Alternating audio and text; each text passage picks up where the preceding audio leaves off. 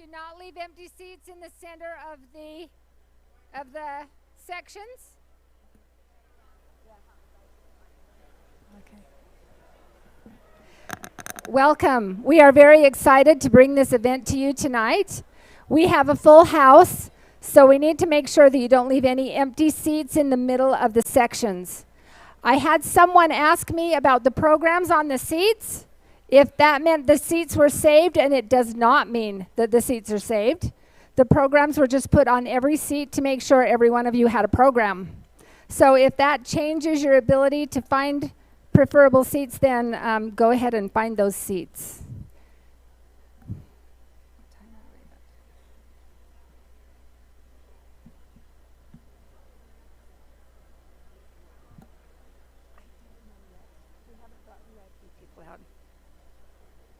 We have a pre-show that is scheduled to start in just a few minutes. So if everyone can find seats, and again, move to the center of the sections so that the people who haven't been seated yet can find seats easily. If you are a VIP person, a legislator, or a sponsor of the event, we have seating for you on the front row all the way across, 3 rows back in the center. If you have any questions, come find me.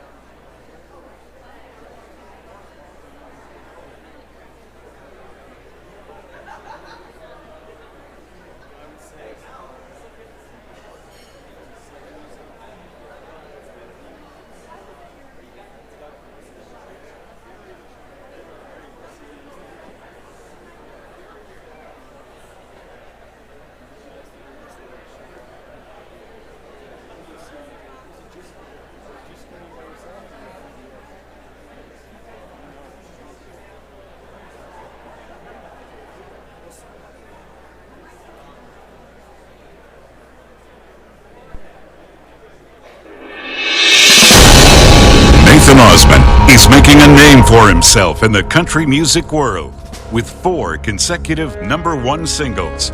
He was recently nominated as New Artist of the Year, Male Vocalist of the Year, and Country Breakthrough Artist of the Year by the New Music Awards in Los Angeles. He shared the stage with names like Carrie Underwood, Chris Young, Martina McBride, Lone Star, Alabama, and more. On top of his musical talents, Nathan was selected as one of the top 10 Young Americans of 2013 by the United States Junior Chamber, the JCs, for his musical achievements and humanitarian efforts. We are honored to have him here tonight as your entertainment. Please help us welcome to the stage, Nathan Osmond. Yeah. How's everyone tonight? we have any country music lovers out there, huh? All right, let's turn up that music. Here we go. We're going to keep it country tonight. Here we go. Come on. You guys can put your hands together. You guys excited to meet Glenn Beck? David Barton. We've got a great show lined up here for you here tonight. He climbed down off his John Deere, took a plane to the Middle East. Yeah, he was sent there by his Uncle Sam to wage war in search of peace. The enemy just might get fooled by a slow southern drawl, but he's faster than a rattlesnake bite to answer any call. 'Cause he's just country, fighting for his country. He lived and died for the old red, white, and blue. Come on, he's his country, fighting for his country. From an older road, but he'll bring the fight to you. Yeah, he will. Some may call him backwoods, but that's the way of life he loves. Yeah, he's the son of a soldier's son, and it runs in his blood. He loves to hunt and fish, drive his truck, treating his woman right. But if you start messing where you shouldn't be messing, he ain't afraid to fight. No, 'cause he's his country. Come on, fight for his country. He lived and died for the old red, white, and blue. He's his country, fighting for his country. From an older road, but he'll bring the fight to you. Yeah, he will. He's honeysuckle, busted knuckles, all rolled into one. Party time or on a mission, count on him to get her done. Get her done now. Come on. Woo! How's Utah tonight, huh? Nice. Now listen up now. He's his country, fighting for his country. He ain't afraid to die for the old red, white, and blue. He's his country, fighting for his country. From an older road, but he'll bring the fight to you. Yeah, come on. Woo!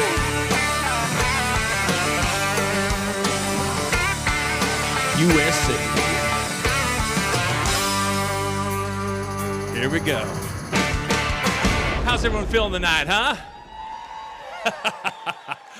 So good to be here, you guys. This is so exciting. Who's excited to be here? Say aye. Who loves America? Say aye. And I tell you, that's why we're here tonight. We're going to sing some good songs. We're going to sing songs you may know, some you may not know, but I'd like to sing a song right now that I had a chance of writing, and I want to dedicate it to all of our men and women of the United States Armed Forces. Do we have any veterans here tonight with us? Let me see. Where are my veterans out there? And your families, those that are serving. Guys, let's have them stand up. Let's bring the lights up, guys. Let's hear for our veterans that are here tonight. Let them hear you. God bless you. I come from a veteran family myself. Yes, I come from the Osmond family. How many of you guys remember my family? Alan, Wayne, Merrill, Jay, Donnie, Marie, Jimmy, and Pearl and Tom. That's right, half the state of Utah. I grew up listening to Army stories, thanks to my grandpa George. That's who I'm named after. I'm the first grandchild to get his name. My father, Alan, served and trained for Vietnam. My great uncle's Pearl Harbor survivor, so I love our troops. And I was born on Valentine's Day, so I wrote a love song for our troops. It's called Here in My Heart. Hope you guys love this song.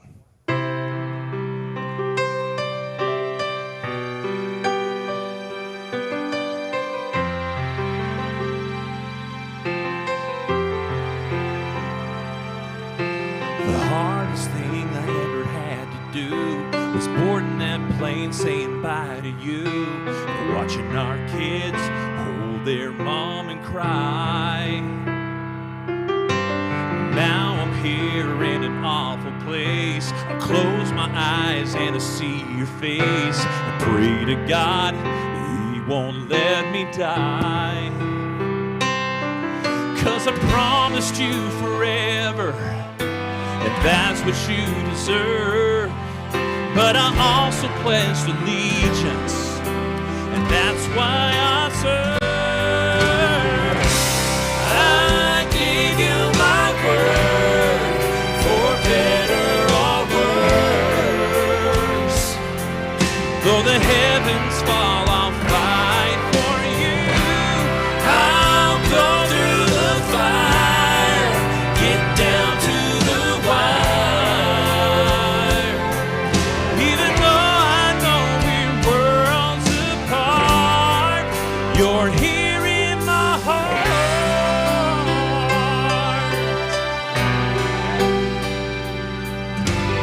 All around me are bombs and shells. I know firsthand the war is hell. The rules of battle just to stay alive. We lost 2 men the other day. I cried like a baby when they carried them away. I thank God for their sacrifice. But I wear this flag with honor, and I hold my rifle tight. Though these colors don't run, I promise you, hun, you're the reason that I fight. I gave you my word, for better or worse. That's right. Though the heavens fall, I'll fight for you. I'll go through the fire, get down to the wire. Even though I know we're worlds apart, you're here in my heart. Like an angel, you are here with me, right here in my heart. I gave you my word, for better or worse. Though the heavens fall, I'll fight for you. I'll go through the fire, get down to the wire. Here we go. Even though I know we're worlds apart, oh, even though I know we're worlds apart, you're here in my heart. Here in my heart.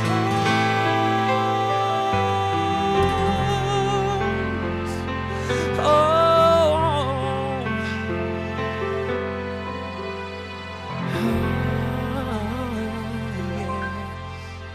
thank you so much. Oh, wow. Oh, appreciate it. Thank you. That's a love song right there, here in my heart.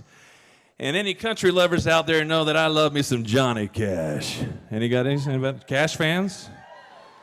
We're going to do it anyways. You know, I told David Barton here tonight that he is my all-time favorite history teacher. Who's with me on that, huh? Holy cow. I tell you, I quote him everywhere I go. I absolutely love David Barton. I was introduced to him through Glenn Beck's show. I'm an avid watcher of The Blaze. Who's with me there, huh? Yeah. So guys, I'm so honored to get to share the stage with them, but I thought it'd be fun tonight, since we're gonna have my favorite history teacher on stage, to be able to share a little bit of history that I learned from another great history teacher, Mr. Johnny Cash.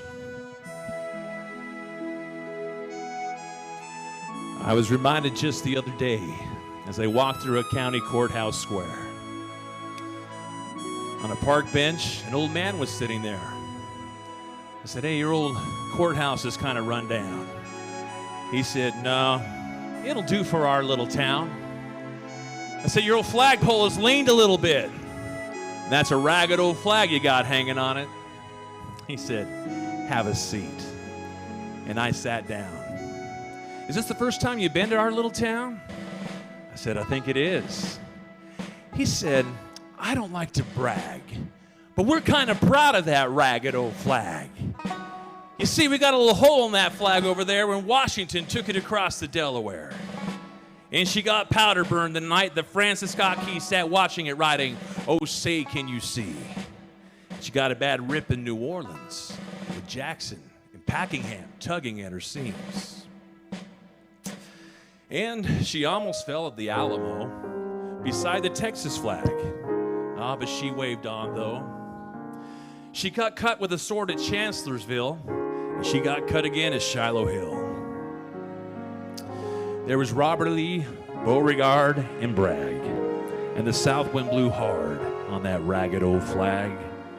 On Flanders Field in World War I, she got a big hole from a Bertha gun. She turned blood red in World War II. She hung limp and low a time or two. She was in Korea and Vietnam. She went wherever she was sent by her Uncle Sam. She waved from our ships upon the brawny foam, and now they just about quit waving her back here at home. In her own good land, here she's been abused. She's been burned, dishonored, denied, refused. And the government for which she stands is scandalized throughout the land. And she's getting threadbare, she's wearing thin. But she's in good shape for the shape she's in. Because you see, she's been through the fire before, and I believe she could take a whole lot more. So we raise her up every morning, and we take her down every night. We never let her touch the ground, and we fold her up right. You know what? On second thought, I do like to brag, because I'm mighty, mighty proud of that ragged old flag. Thank you, Johnny Cash. Woo! You guys, thank you so much for having me. This has been so much fun. Can I do one more before we get this party started? Guys, Glenn Beck's in the house. David Barton's in the house. We have superheroes out the ears backstage. This is going to be so much fun, and they want to hear your passion for America. So I wrote one more song here, guys. It's called For America. If you want to stand up and sing it with me, let's do this. Let's make some noise out there for America. Yeah! I miss my southern woman. I miss those summer nights in our town. Come on, clap along. Woo! The smell of honeysuckle is singing to her with that tailgate down. There we go. There's America. We used to dream about the house we built together. We tied a knot and then I bought some land. That's right. But Uncle Sam called and that's when I came running. She's the reason I'm a soldier man. Here we go.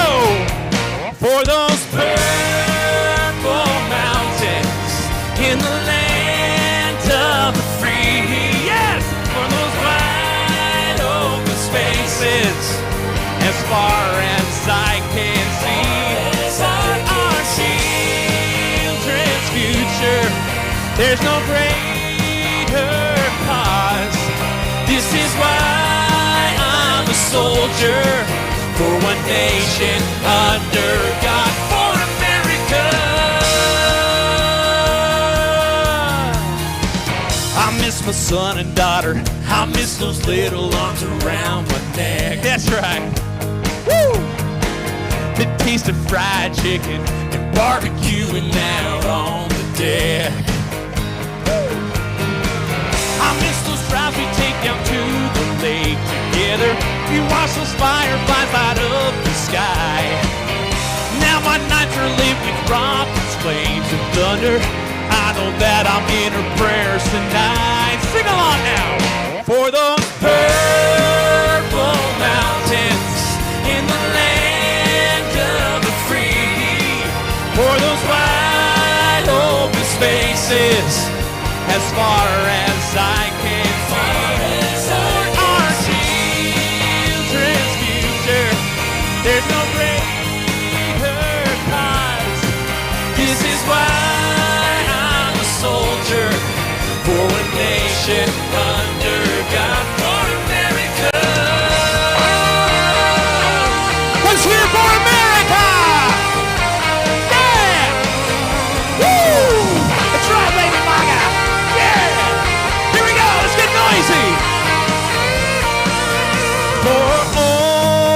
those who served us, those who laid down their lives for the banner of freedom.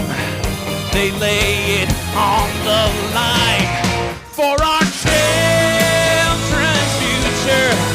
There's no greater cause. This is why I'm a soldier for a nation under God, for America. Real loud all together, for America. I'm Nathan Osmond. Let's have some fun tonight. Woo! God bless America. Enjoy the show, ladies and gentlemen. Thank you so much.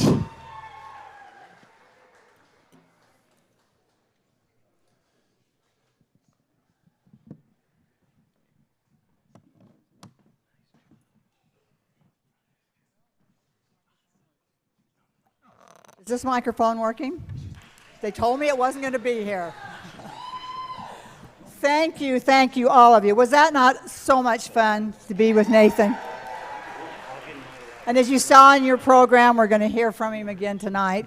This is just a great night, and it's a great night because all of you are here, and that all of you came to support Glenn Beck and David Barton and to learn some things from them that we need to know and make a difference. And thank you so much for doing that. You all have your program.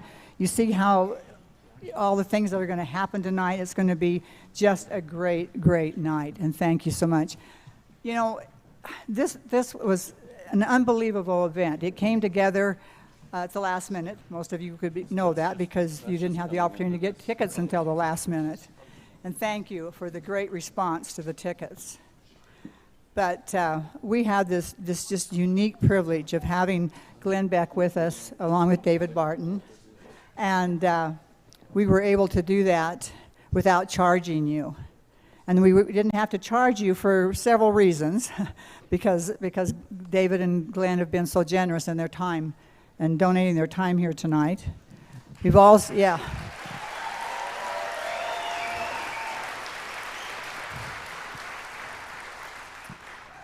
And we had some wonderful donors. This is a great place to have an event. We can fill it up with 1,000 people, and that's what we need right now, is those people here tonight hearing what is being said. But it's very expensive to do that. And so some friends of ours suggested that tonight, sometime during the night, that we might pass a jar around. And if you could put $5 in, it'd be great. If not, like I say, this is a free event.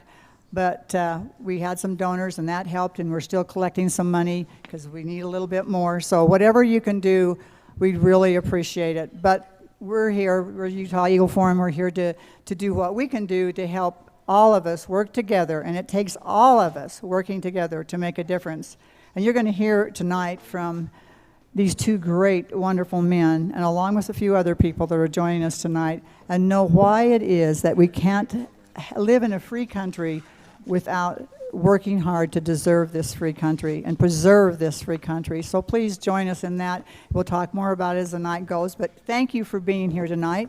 And we're going to get started now. We're going to start with the prayer and a pledge by Richard Knapp, one of our great donors for this. And then after that, we will have Nathan again, at this time with the national anthem. And then we've got the Attorney General Sean Reyes here tonight, and he will join us, and he's gonna share some fun things about his friend Glenn Beck. So we'll take it from there, and then Nate will be back after that. And thank you so much. I gotta find Richard though. You're right behind me.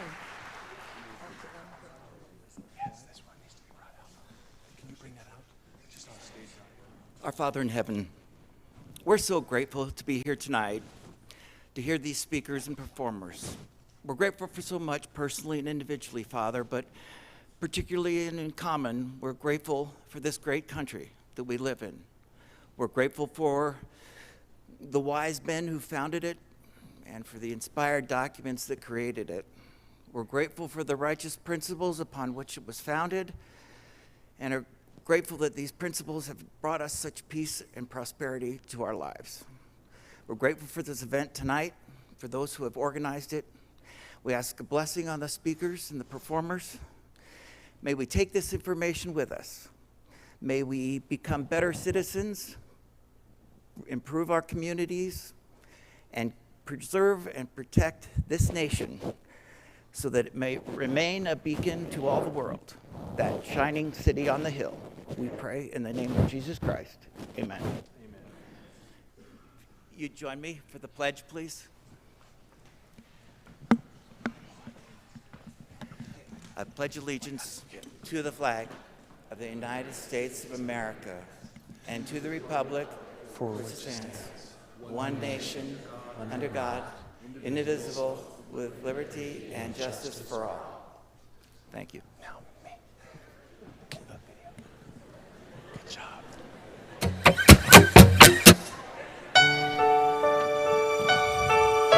Please arise for our national anthem and sing along.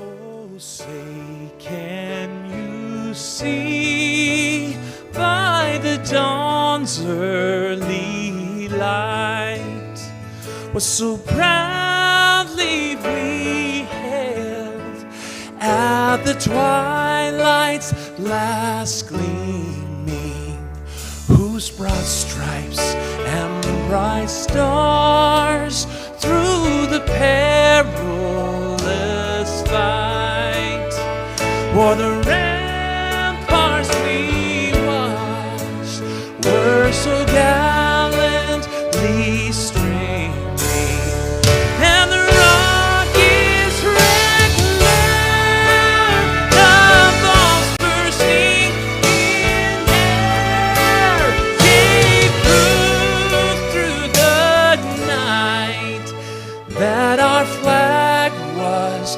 still there. Oh, say does that star-spangled banner yet wave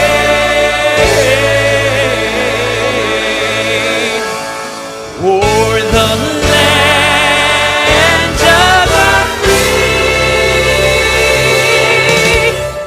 and the home of the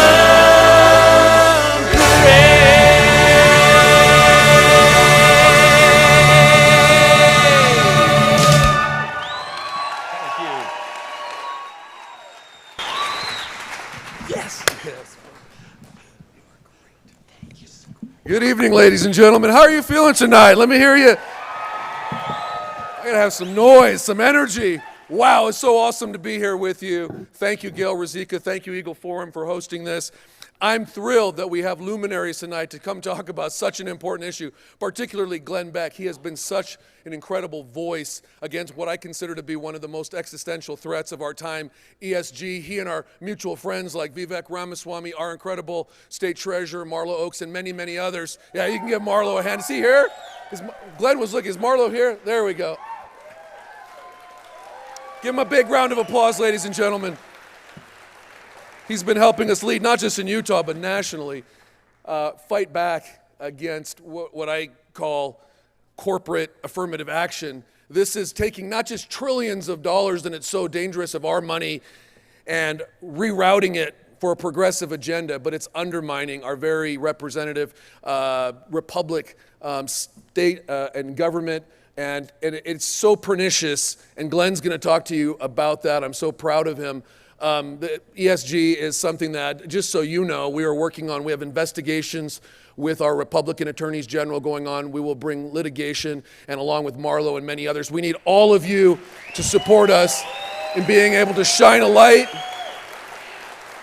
and force asset managers and fund managers to do what they're supposed to do, what the fiduciary rule tells them to do, to maximize value and bring value to their investors and shareholders, and not play political mercenaries. So my role tonight is such a good one. Mike Lee, our incredible United States Senator, will officially introduce Glenn Beck.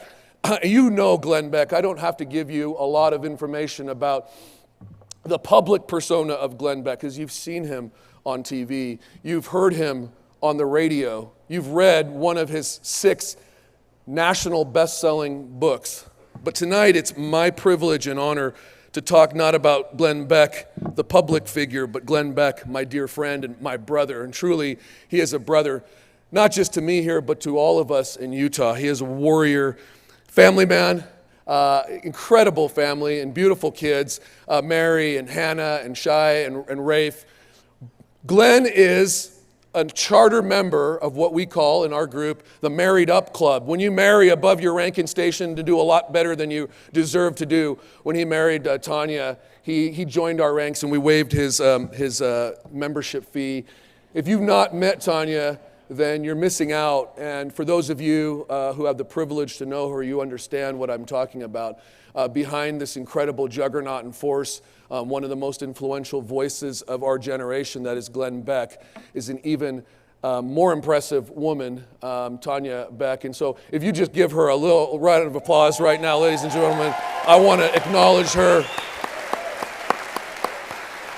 I don't believe she's here, but I wanted her to hear that all the way back in Texas. Let me tell you a couple of things that many people don't know about my dear friend Glenn. The first that I want to share with you, how many of you know that he is an artist, a painter? A few of you, yeah? You've seen him. He's had some art shows right here in Deer Valley. My father was a professional artist, and so I grew up in that milieu, in that environment, and I can appreciate fine art when I see it. And if you've seen Glenn's depictions, from underdog heroes like Jesse Owens to incredible innovators like the Wright brothers, or founding fathers like George Washington or Abraham Lincoln, you will see an incredible depth in his art, a pathos, a spirit, a passion that reflects his own soul. There is a vulnerability and authenticity about Glenn's paintings and pictures that brings people to tears. And I hope, if you haven't had a chance yet, that the next time he comes and shows his art, that you'll take time to go appreciate that. By the way, Hunter Biden sells his for like $1 million, and then you get a meeting with his dad. Glenn sells his for a lot less. Go ahead, you can move that. Glenn sells his for a lot less, and you can get a meeting with the real dad right there, one that I admire and that I love. Quickly, I wanted to just tell you a little bit about Glenn Beck, the freedom fighter that I know. Some of you may have heard of the Nazarene Fund, an incredible organization founded by Glenn. Applause. I believe we have David Jacobs here, who helps Glenn run the Nazarene Fund. DJ's in the house, rescuing Christians who are persecuted all across the world, but particularly in the Middle East, in the Gulf region. They literally go in and pull out Hasidis. They pull out those who would die for their faith, but we prefer that they live with us to inspire. Glenn, as many of you know, also was one of the first supporters of an incredible organization born here in Utah called Operation Underground Railroad. We have the founder.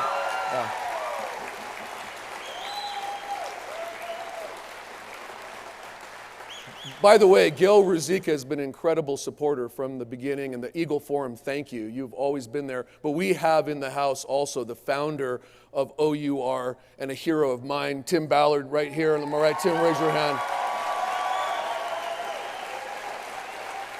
I know this is an introduction of Glenn, but Glenn would appreciate, they share the same warrior spirit. And when Tim left his badge in the federal agency that he represented and worked to build a career in, it was Glenn that helped him raise awareness. It was Glenn that helped him raise funds, and it was Glenn that helped him raise his spirits when those haters came to attack Tim and OUR. And Tim, you probably will validate this, without Glenn Beck and the influence that he's had, OUR wouldn't be what it is today and wouldn't have. I don't think it would be. You heard it from Tim himself. It wouldn't be. So ladies and gentlemen, Glenn Beck, the freedom fighter.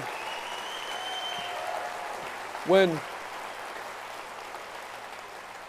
our disastrous withdrawal of Afghanistan took place last year, Glenn was on the radio with Tim, and we heard him, and he immediately called. He put the bat signal up for all of us who work closely with him, and he said, I'm going there. I'm not just going to listen to reports. I'm going I'm going to be on the ground, and we're going to help rescue our friends, our allies, our brothers and sisters who deserve that after all that they've given for our country. And so he took off. I think he left with Doug Quezada, who's here in the house. They jumped on a plane with Caesar and Craig, and they were over in the Middle East, putting their lives at risk to make sure that we could get as many of our friends out. That is the freedom fighter, the spirit of a warrior, again, that I'm talking about. I wanted you to know that about Glenn Beck. Let me focus on one more thing, because I think my time has passed. Glenn is one of our nation's most important preservers of history.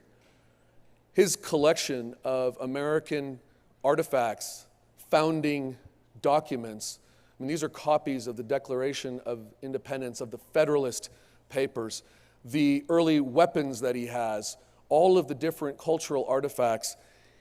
If you ever have the privilege to travel to the Mercury One studios, the Blaze studios, he has a museum that only showcases a small percentage of his collection, but it is so vital that we preserve history and we don't let others bastardize our history, change our history, try to turn our history around on us.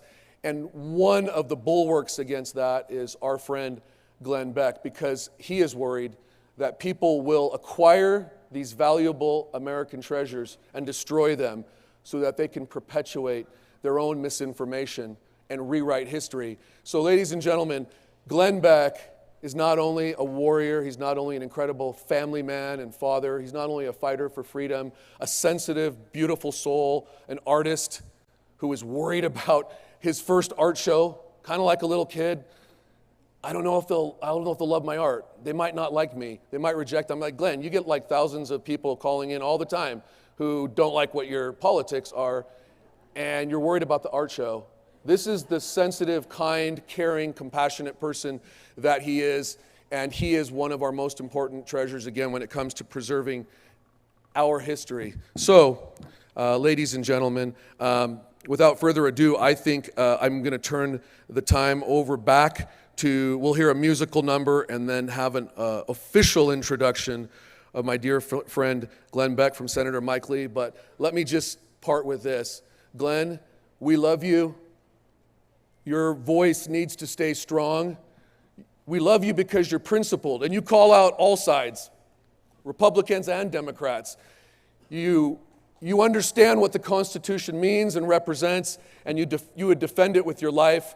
For that, God bless you. God bless the great state of Utah and the United States of America. Thank you so much, ladies and gentlemen. Appreciate your time.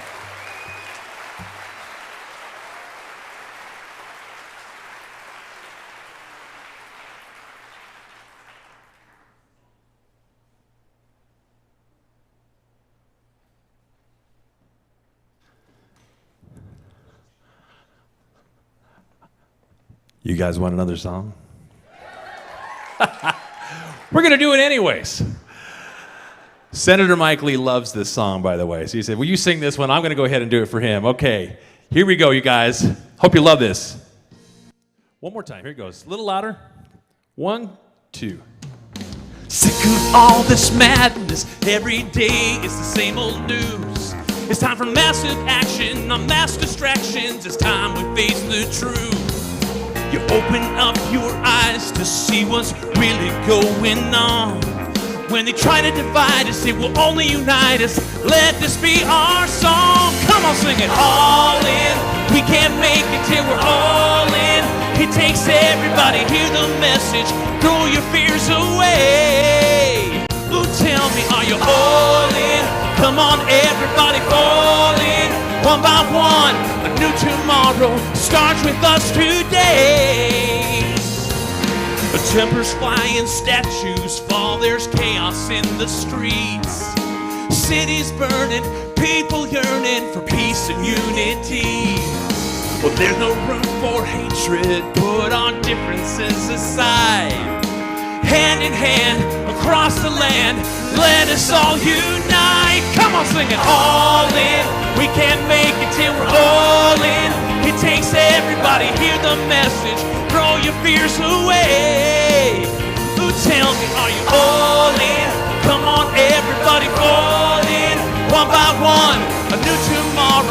starts with us today. Come on! You know, it was Ronald Reagan that said that freedom is never more than one generation away from extinction. We do not pass it on to our children through the bloodline. It must be fought for, protected, and passed on to them to do the same. Otherwise, we'll spend our sunset years telling our children and our children's children of what life was once like in the United States when men were free. The fate of future generations counts on what we do. Let's give them a bright tomorrow. It's up to me and you. It's up to me and you. Everybody, all in. We can't make it till we're all in. It takes everybody. Hear the message. Throw your fears away. Oh, tell me, are you all in? Come on, everybody, fall in. One by one, a new tomorrow starts with us today. One more time. All in. We can't make it till we're all in. It takes everybody. Hear the message. Throw your fears away. Oh, tell me, are you all in? Come on, everybody, fall in. One by one, a new tomorrow starts with us today. Thank you so much.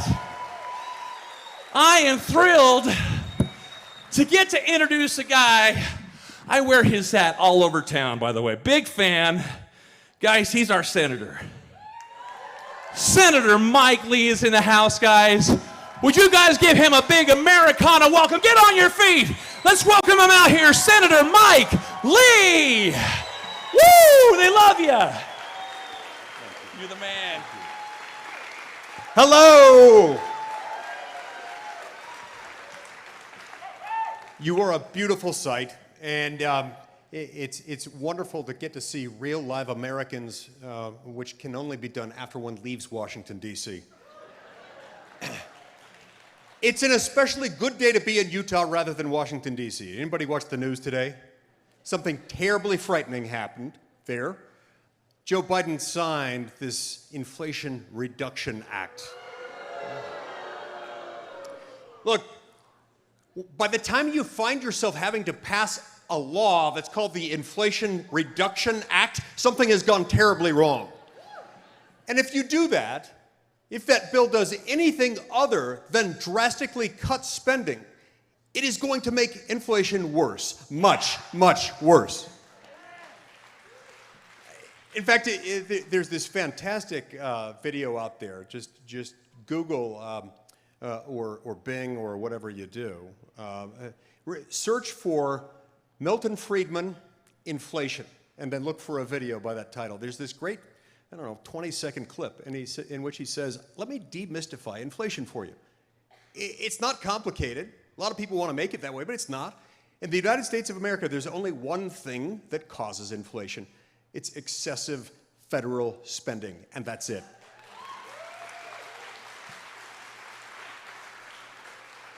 So why you would ever want to spend $750 billion at a time of great inflation, during a recession no less, a recession that you're not willing to acknowledge, is beyond my ability to comprehend. This is part of the delusional nature of their behavior, and it's really many, many other things.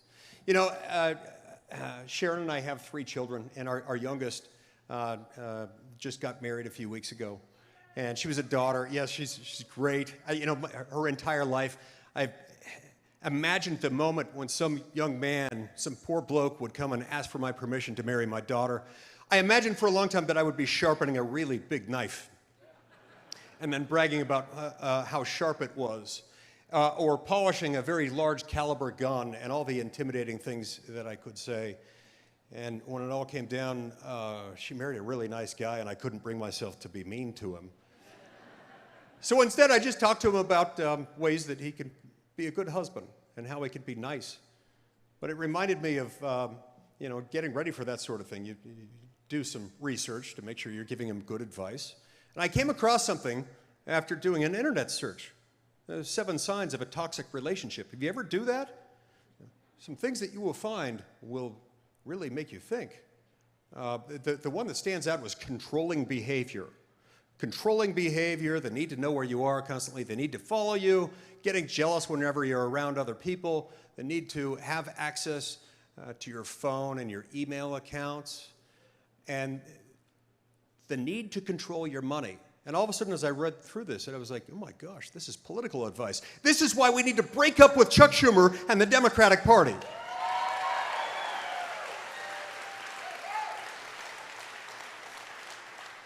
It's a toxic relationship that the Democrats have with the American people.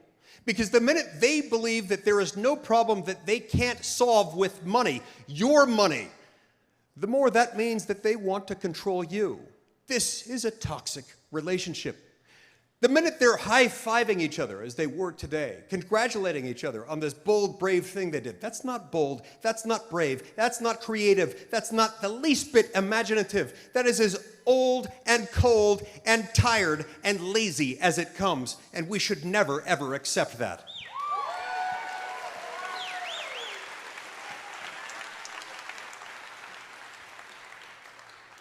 The Democrats have a lot of ways of weaseling their way into things. In a state like ours, when they can't win statewide elections, they just run other people pretending not to be Democrats who in fact are. I know one.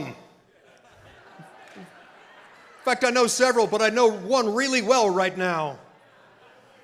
And while I wish Mr. McMullen well, I can tell you this: he's a Democrat.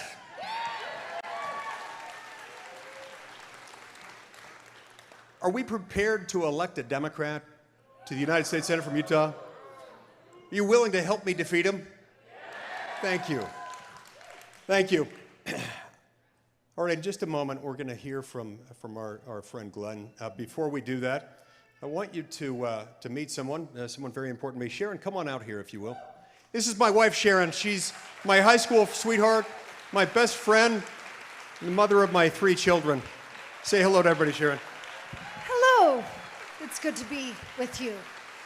There is nothing better than being in a group of like-minded, principled, God-fearing, dedicated, and hardworking Americans.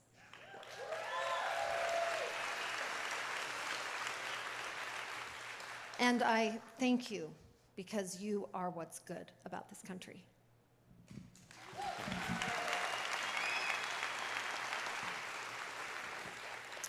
It's now our great honor and privilege to introduce someone who has become a voice familiar to Americans, especially to freedom-loving, God-fearing Americans. Glenn Beck is someone we started following about 16 or 17 years ago, as soon as we got satellite radio in our car. Sharon came home one day as I came home from work, and she said, "There's a guy you need to hear. He talks a lot about the Constitution. He's talking about federalism. He's talking about separation of powers." And I thought, who is this man who I've never met or heard on the radio? He's going to revolutionize the world, and he has. Glenn Beck doesn't like long introductions. He suggested I introduce him by saying, Glenn Beck is a man who has never been convicted of a federal offense. And indeed, he is not. Not only has he not, but Glenn Beck has been convicted of being a patriot, a friend of the United States Constitution, an ally of those who yearn for liberty. Please join me in welcoming the man, the legend, Glenn Beck.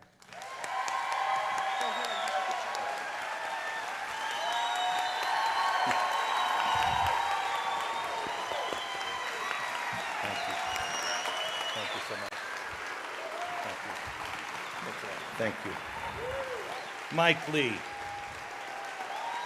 You guys, thank you. Thank you. Please sit down. Thank you. Usually I come out and somebody backstage says, I mean, how do I introduce you? You're a man, it doesn't need an introduction. And then they come out and they give an introduction, and I always found that funny. Today I got 2, which doesn't ever happen. Leave it to Salt Lake to outdo everybody else. Thank you so much for coming. This kind of started with a young lady who is probably, well, she's in the audience someplace, and she was up at my art show just a few months ago. She said, you know, would you just speak for us and just educate us on on ESG, and I thought I was being invited to like a dinner with a few people, and well, there's no food here, but here we all are. I want to introduce you to David Barton from Wall Builders.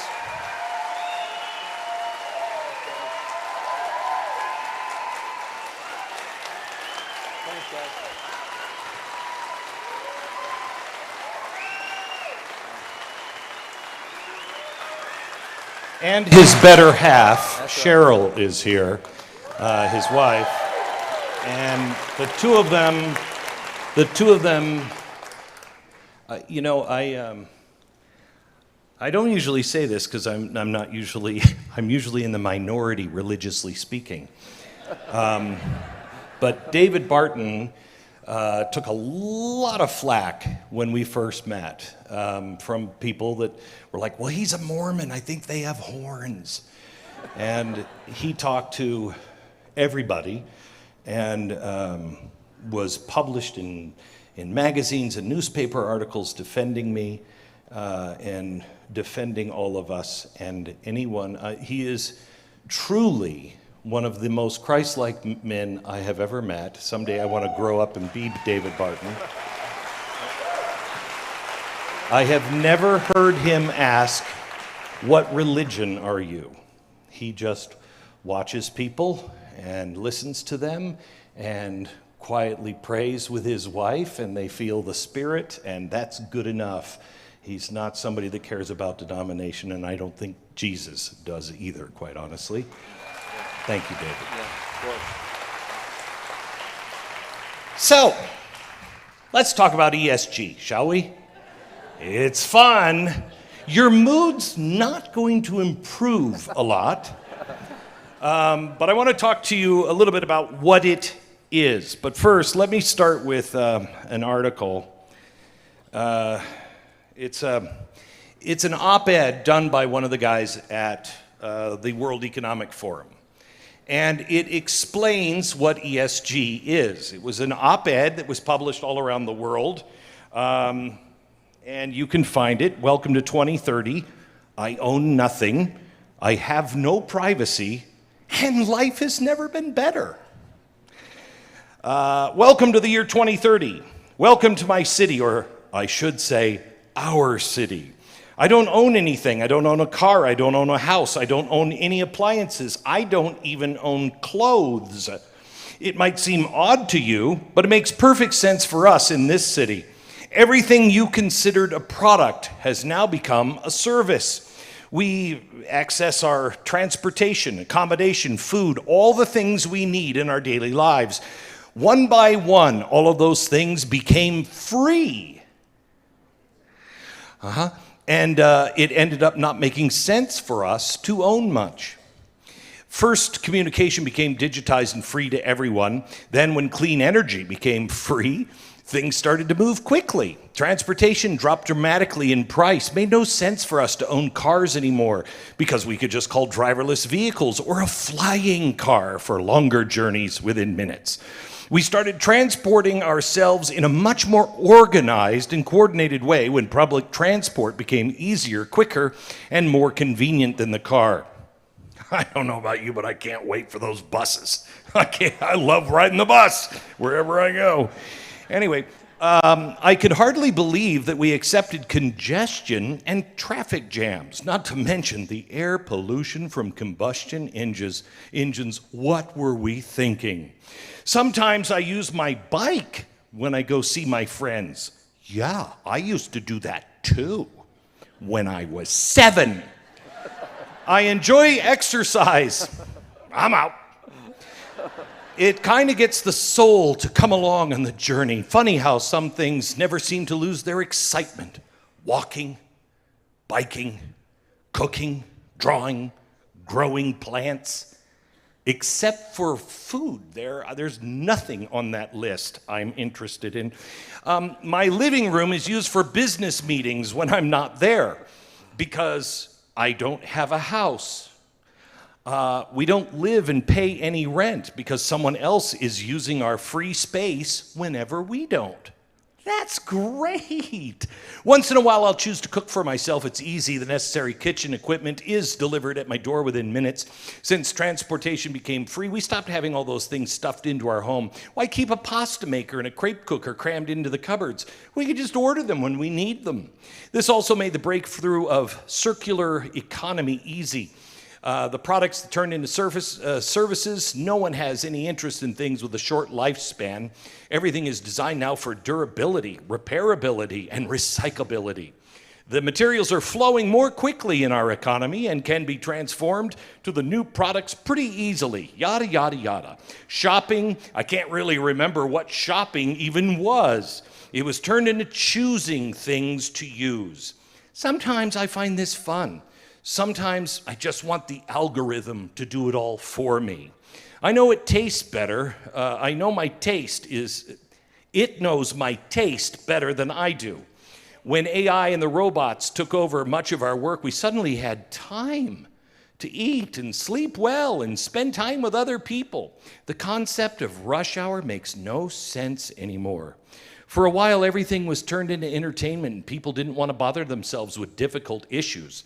It was only at the last minute that we found out how to use all these new technologies for better purposes than just killing time.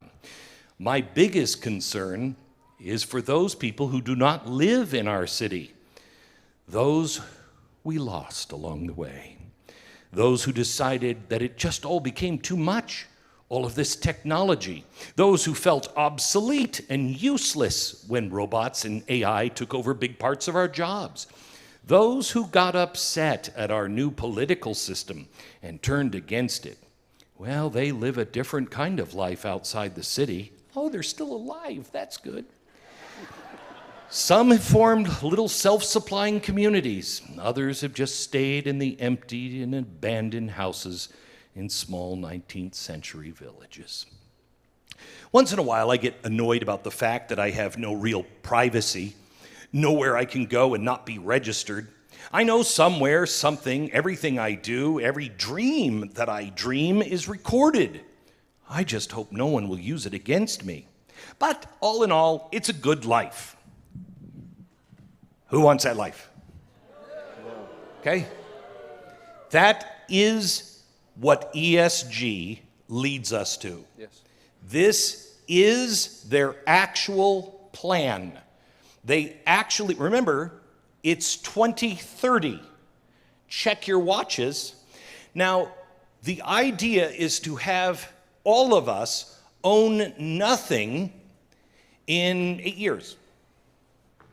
Gosh, how is that going to happen? How could that possibly happen? Well, I'll tell you. You impoverish people. You impoverish them so they can no longer afford anything. You take away all of the assets. Now, remember, you're not going to own anything. We're not going to own anything. But we're going to be getting it from somebody who does own everything. And that's what you need to know tonight.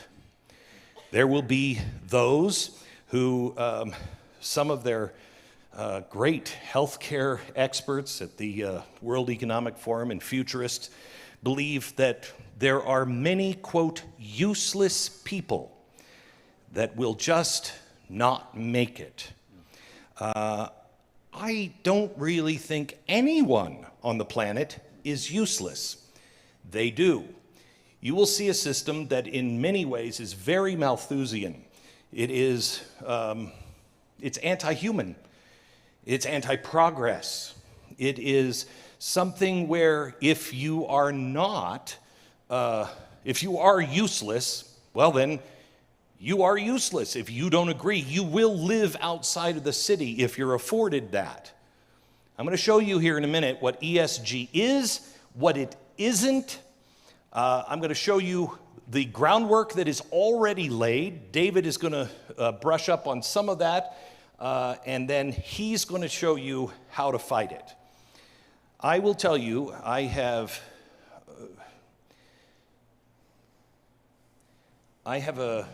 my own calling, as we all do. And I feel my calling is twofold. And I have actually begged many times for a different calling. He doesn't listen to me on that. My first and primary calling is to warn people. And I have asked to please release me from that calling. Can you give me an answer? Can you help me create something nice? Can I bring good news to people? And it is very clear to me, my reason for living at this time is to warn you. And I have warned you and warned you of what was coming. Everything I warned you about is here, and it all is in ESG. It is, I believe, absolutely evil, and it is the framework of an Antichrist-style government. This is it. If we don't do everything right in the next year, 2, we don't have a country and we don't have a world that we recognize. Birth pangs of the things to come. That means that if anybody's ever given birth, oh, I just felt something. And you move on with your life for a few minutes. Ooh, that one was a little stronger. Until she's there screaming all the time. The contractions get stronger and stronger and closer until you give birth to something. We are a society that is about to give birth to something, and I don't think any of us want to see what it is. The time is precious. As we go through this, I want you to keep in mind 2 things. 1, your family and your children are your primary responsibility. Do nothing that harms your relationship or takes your children out of your first priority.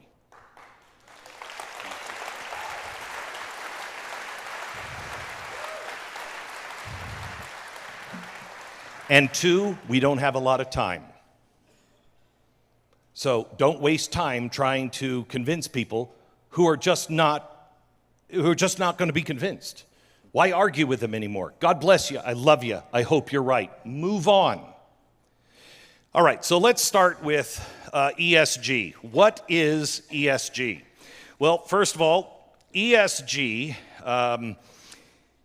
is environmental, social, and governance. Those are what the E, the S, and the G stand for.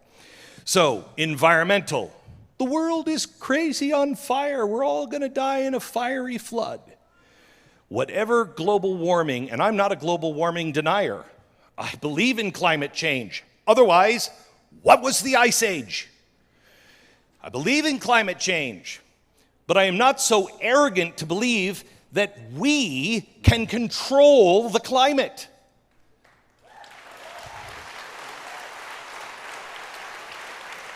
We should do everything we can, because if we want to be good stewards of the blessings we have, then we should take care of our planet.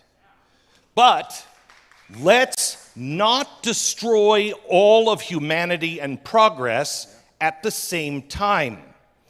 ESG, again, very Malthusian. The planet is above everything else.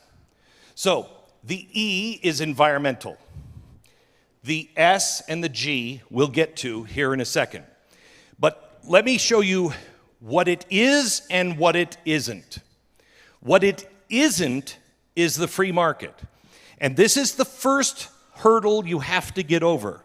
Because conservatives will say, rightfully so, it's a company's decision. Whatever a company wants to do, that company can do it. If they want to be all environmental and then Coca-Cola wants you to be less white, that's fine. Coca-Cola can do that. It's on them. However, this is not the free market. And let me show you how it works. Have you guys seen the price of gas lately? Why? Why are we paying so much money? Biden? No. I mean, Biden, yes, but really it's the climate change. It is the fact that banks, insurance companies, hedge funds, and global governments all got together at the Paris Accords, the Paris Treaty, the Climate Treaty. Remember when Donald Trump pulled out of the Paris Climate Accords and everybody was like, oh my gosh, he's dead? Okay, remember how much they freaked out and you're like, dude, relax, we weren't gonna do any of that crap anyway. The reason why they were freaking out was not about the climate. It was the days before in Paris, all of the big banks from all over the world, the financial institutions, many leaders in the hedge fund and the investment community and the insurance companies all got together and said, okay, they're going to make some goals for us. Now, what do we do to make sure those goals do not come off the tracks? Because we have to do it by 2030 and then 2050. So what do? And they put together a list of banks and all kinds of ideas that they could keep people on track. This is where ESG is born. And the idea is, let's go back to oil. You can invest in oil. And remember, this is what they will tell you ESG is. ESG, why do you have such a problem with it? We are just trying to help people invest in what they care about. Now, that's a good thing, right? If you really care about the environment and you are really, really serious, you want every dollar to go to paper straw companies, that's fine.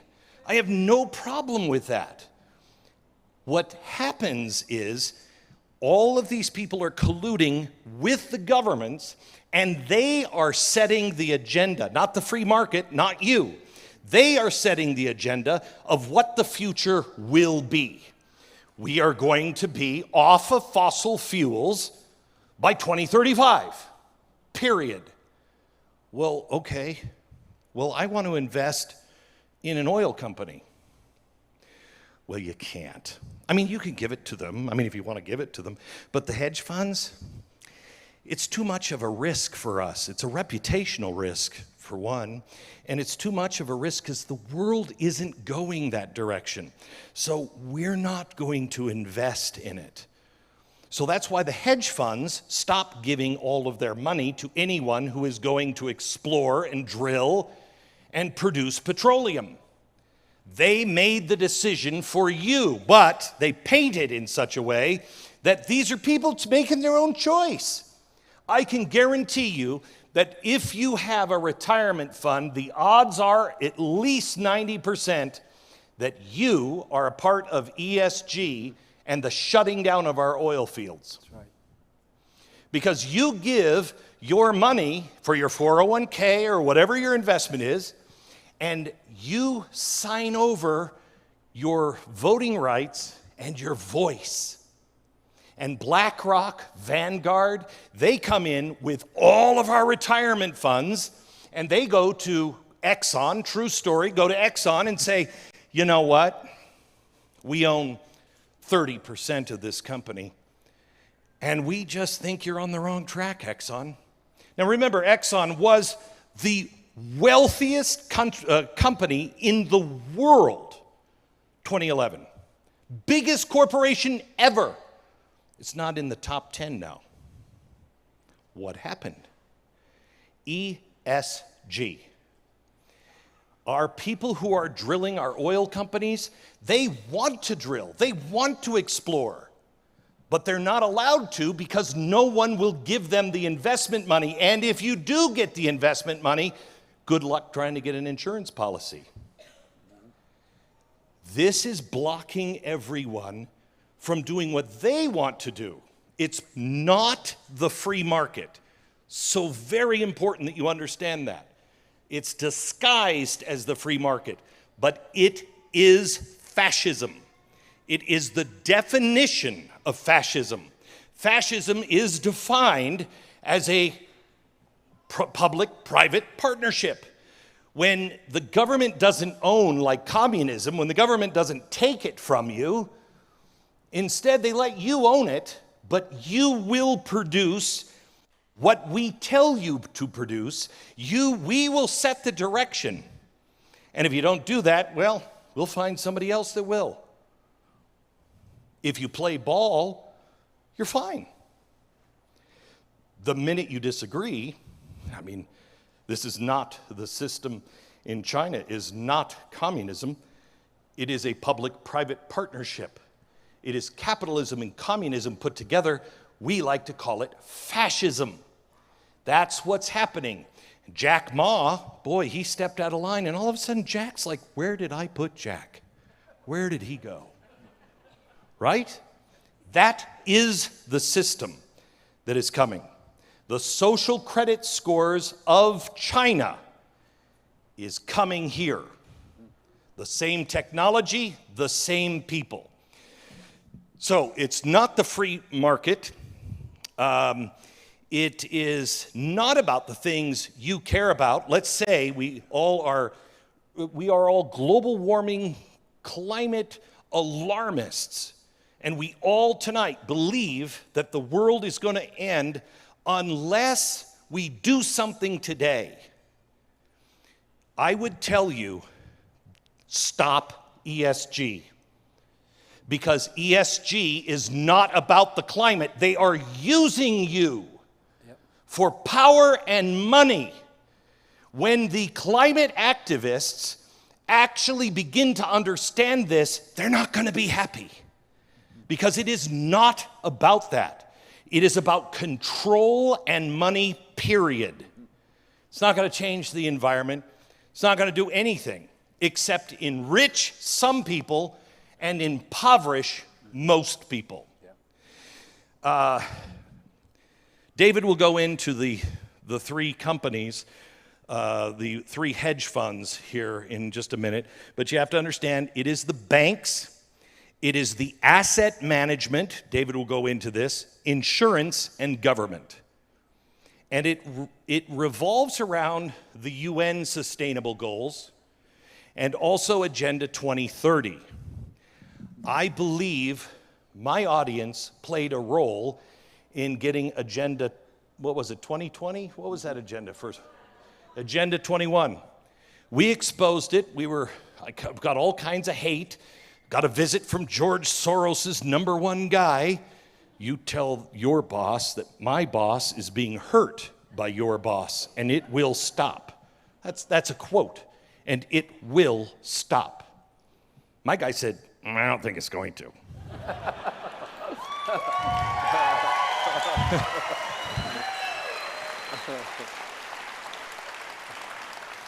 You want to see ESG in action on a global scale? Here it is, the Russian boycott. Have you ever seen anything like what had happened if you were paying attention? Usually, our president works on we got a coalition of a bunch of nations all together, and we're all standing together, and we're all going to say, no, Russia. But have you ever seen the entire banking spectrum? The entire globe? All of the fast food restaurants even. KFC, Burger King, Chick-fil-A, gone out of Russia. The only exception for about 4 days was McDonald's. I want you to go and do your homework and look at the companies, the global companies that all stood in line and said, no Russia. The one that didn't do it at first was McDonald's. They said, we have billions of dollars. We've worked so hard to build our business. We're very popular. We have all of these locations, all of this equipment. We have invested so much money. We're not going to do it. Within 4 days, they said the key words.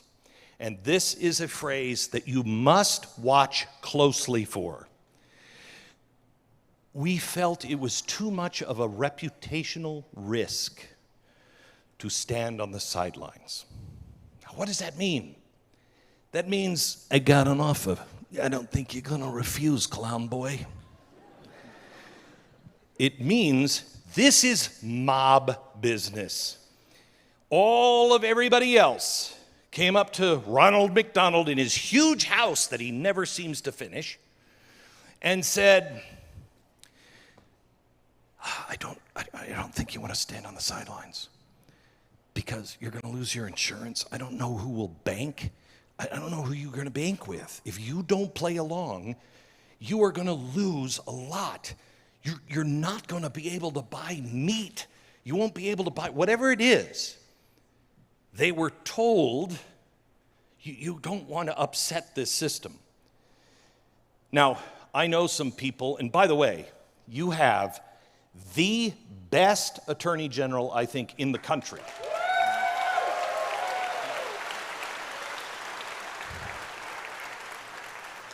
Your state treasurer is pretty remarkable himself.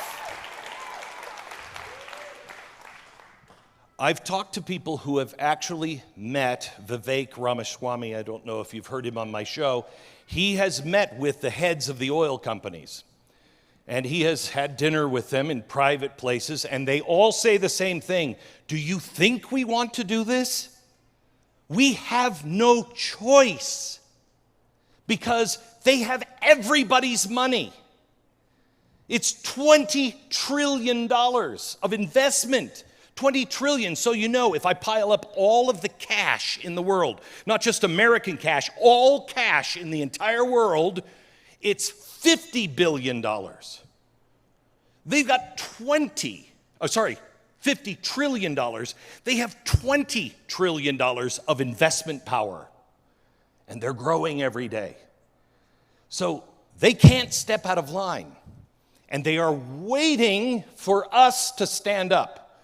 And I will tell you, your legislators, your senators, your treasurer, your governor is going to get heat like they have never seen before because the banking community, the big banks, they're all in. They are all in. Your local bank most likely is not. But they, we have found, are too afraid to say anything because if they stand up, if we don't win, they're out.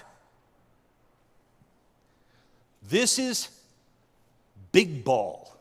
This is the major league games. You're playing against, this is honestly, my wife has said, this is like crap you would watch from Jason Bourne. I'm like, I know. And then I pull the mask off. No.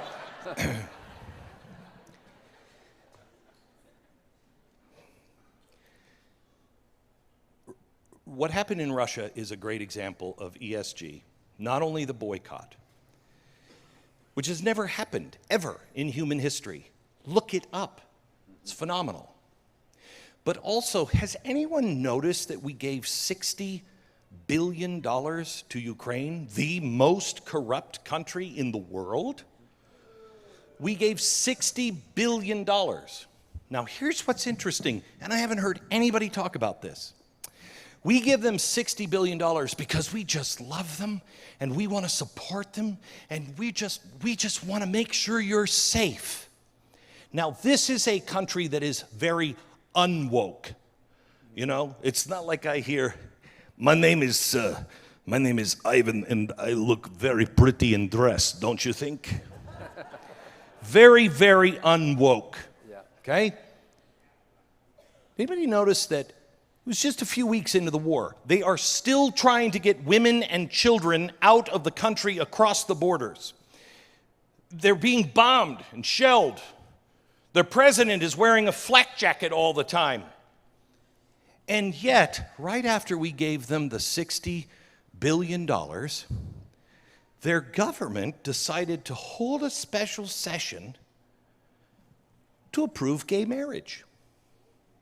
Huh. I mean, it doesn't seem like that would be a priority when your country is on fire, right? They are not a gay-friendly country. It's not Iran, but it's not a gay-friendly country. It's not a westernized style country. They were against all of that. And yet we gave them $60 billion and they changed. David can show you in country after country after country how that happens. That is the sugar of ESG. You play ball, you're going to be fine. You don't play ball, we don't help you.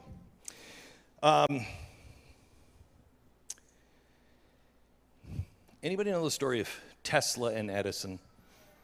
Okay. Tesla came up with what we have there, the AC, the alternating current that we have in all of our houses. The world has alternating current. Edison, I hate this guy almost as much as Woodrow Wilson. Edison was a jerk. I really despise Thomas Edison. I really despise him. He was a greedy, awful, awful man. He really was. And all you need to do is understand the fight over the outlet.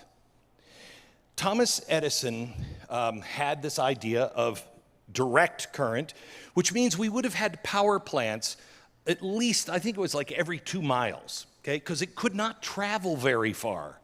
So every community would have had a power plant. It wasn't working, but he was Thomas Edison. And Thomas Edison, that held a lot of sway. And he had the Astors. I think they were the first people to have electricity from Thomas Edison in their house. He burned it down accidentally. But he had all of the very, very wealthy JP Morgan was involved. He had cornered, but not everybody. And when Tesla came up with a better idea and said it's the alternated AC, when he came up with that, Edison knew he was cooked. So he actually hired some sort of this sick doctor that would go from town to town. Look this up, it's terrifying. He would go from town to town, and he would have a tent, and he would either take a dog or a horse from the community, and he'd bring everybody in to show you Tesla's electricity. Because alternating current, oh boy, that's very dangerous. And you don't want that in your house. You want Thomas Edison's electricity, because look what the electricity will do to this horse if you put Nikola Tesla's outlets into your house. And he would electrocute animals. Okay? Look up Topsy the elephant when you get home. Remember it, Topsy the elephant.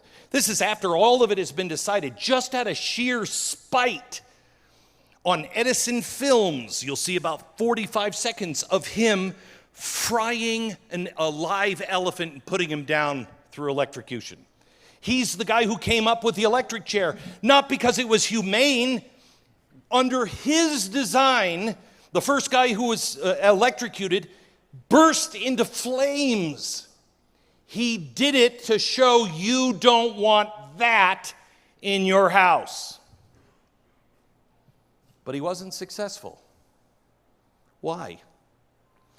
Because he wasn't colluding with the governments of the world. And there were other banks, other opportunities, other people. Westinghouse was a guy who took risks. He's a guy who put brakes, usable brakes on trains. He had money. He saw the future. He said, I'm going to bet on you.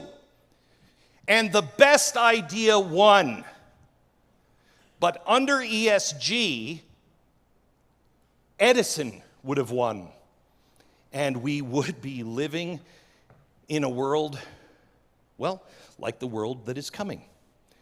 One with blackouts, one with shoddy energy systems. Yep. And if you want to live that life, go move to Africa. I think a lot of people in Africa would like to move here. Maybe we can do an exchange.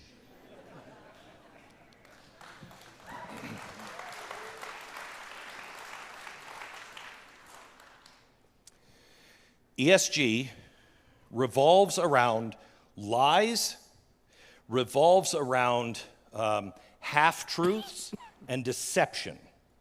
They have to convince you that this is not real.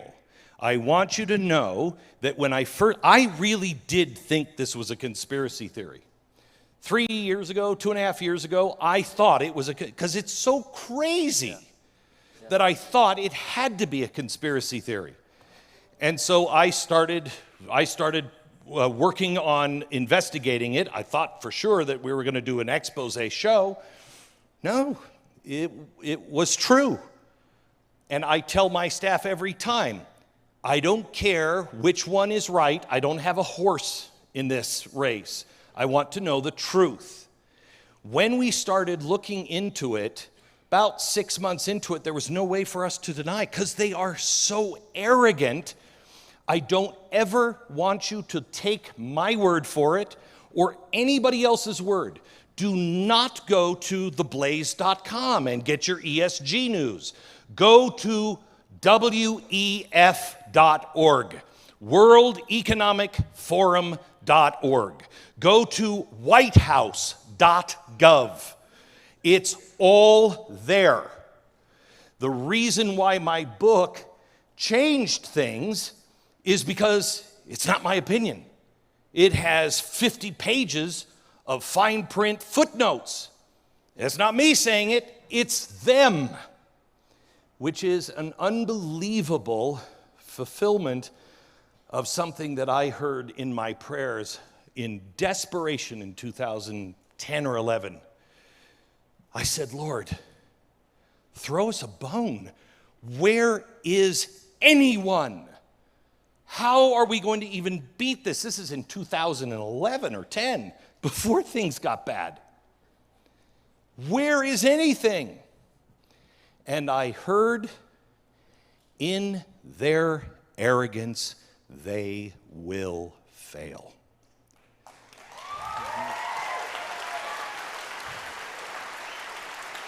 They now are so arrogant that they just think they've got every base covered. And when you start looking into it, your mood will not improve.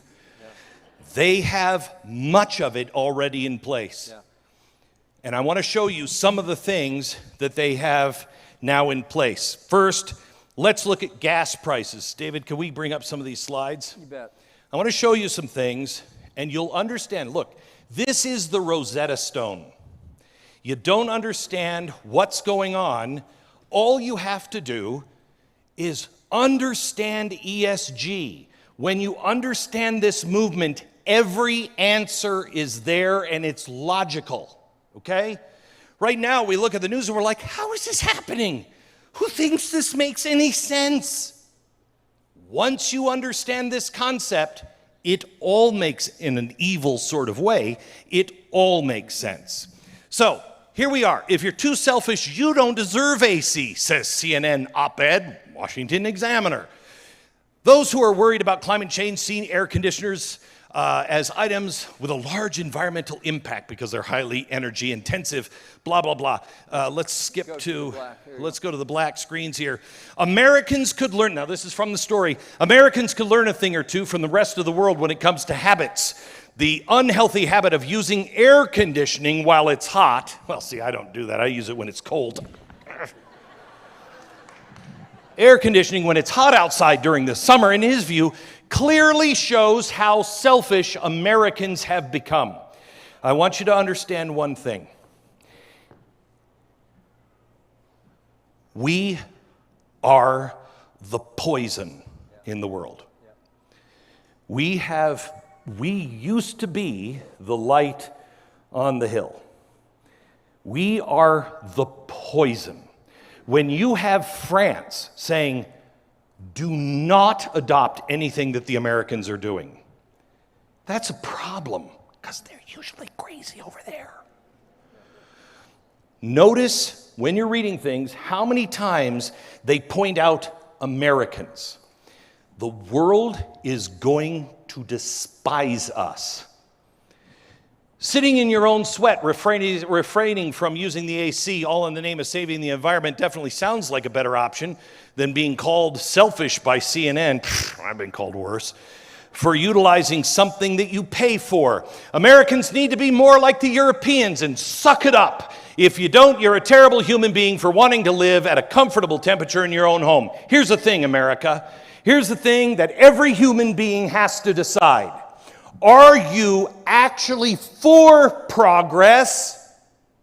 Do you actually believe that the free market and our own ingenuity can get us out of almost any mess we've ever made if we're being honest and we're looking for answers, not answers we necessarily agree with, just the truth.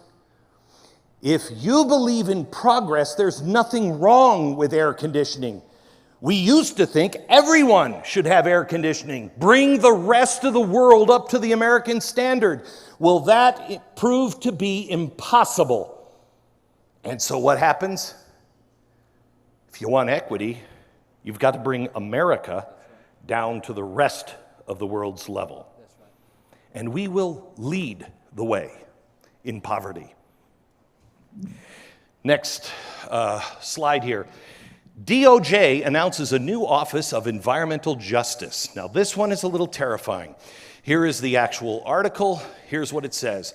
Justice Department announced Thursday it's taking a series of actions to secure environmental justice for all Americans. Environmental justice. It includes a new office that will prioritize environmental justice and the climate crisis. The new Office of Environmental Justice will serve as the central hub for our efforts to advance our comprehensive environmental justice enforcement strategy. Okay, a couple things on this.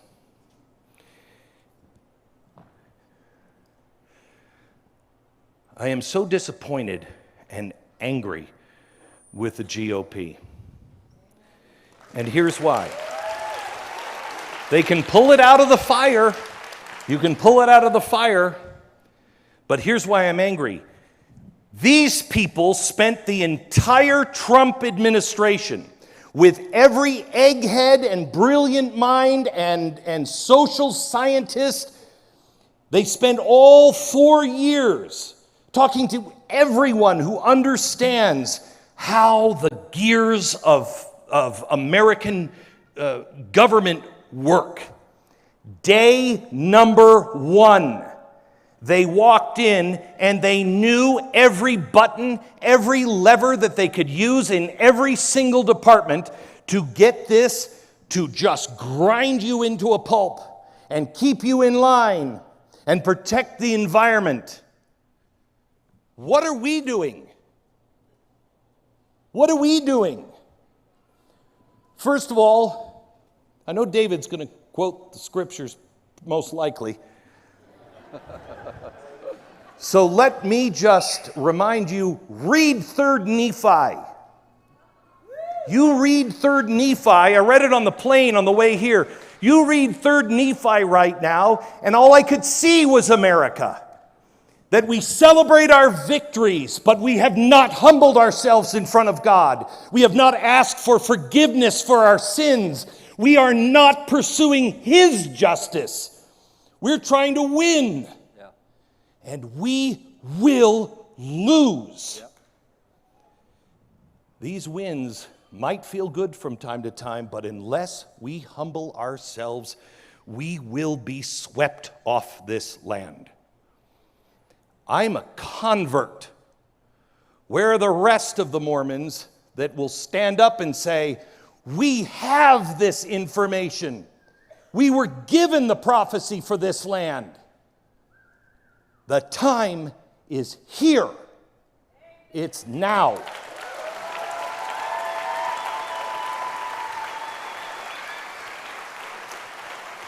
All right. So now let's go through electric cars. Electric cars. This is the craziest thing I've ever heard. First of all, guess who makes the batteries? Guess who has all of the rare earth minerals that will make the batteries? Guess who has more than that, but won't actually dig for them in their own country? Okay? We're on the losing end of this one. And any sane person does not say, a doctor comes in and says, okay, they're on life support. I got another idea. What we're going to do is we're going to hit them over the head with a broom to see if they wake up. But I want to take them off the life support while we try it. You leave them on life support. And then if you're crazy enough to beat them over the head to see if you can wake them up, God bless you. But you do not turn off the thing you know is keeping it alive. I am all for nuclear energy. I'm all for hydrogen. Zero emissions. They're not, because it's not about that. Do you notice that Tesla is changed the world. Changed the world. What does our government say about Tesla? It's not recommended you buy a Tesla because they're not union jobs. Again, it's only about control. You play ball. Media Matters had a story out today. And I was like, wow, I'm in his company. Right-wing nut jobs like Elon Musk and Glenn Beck.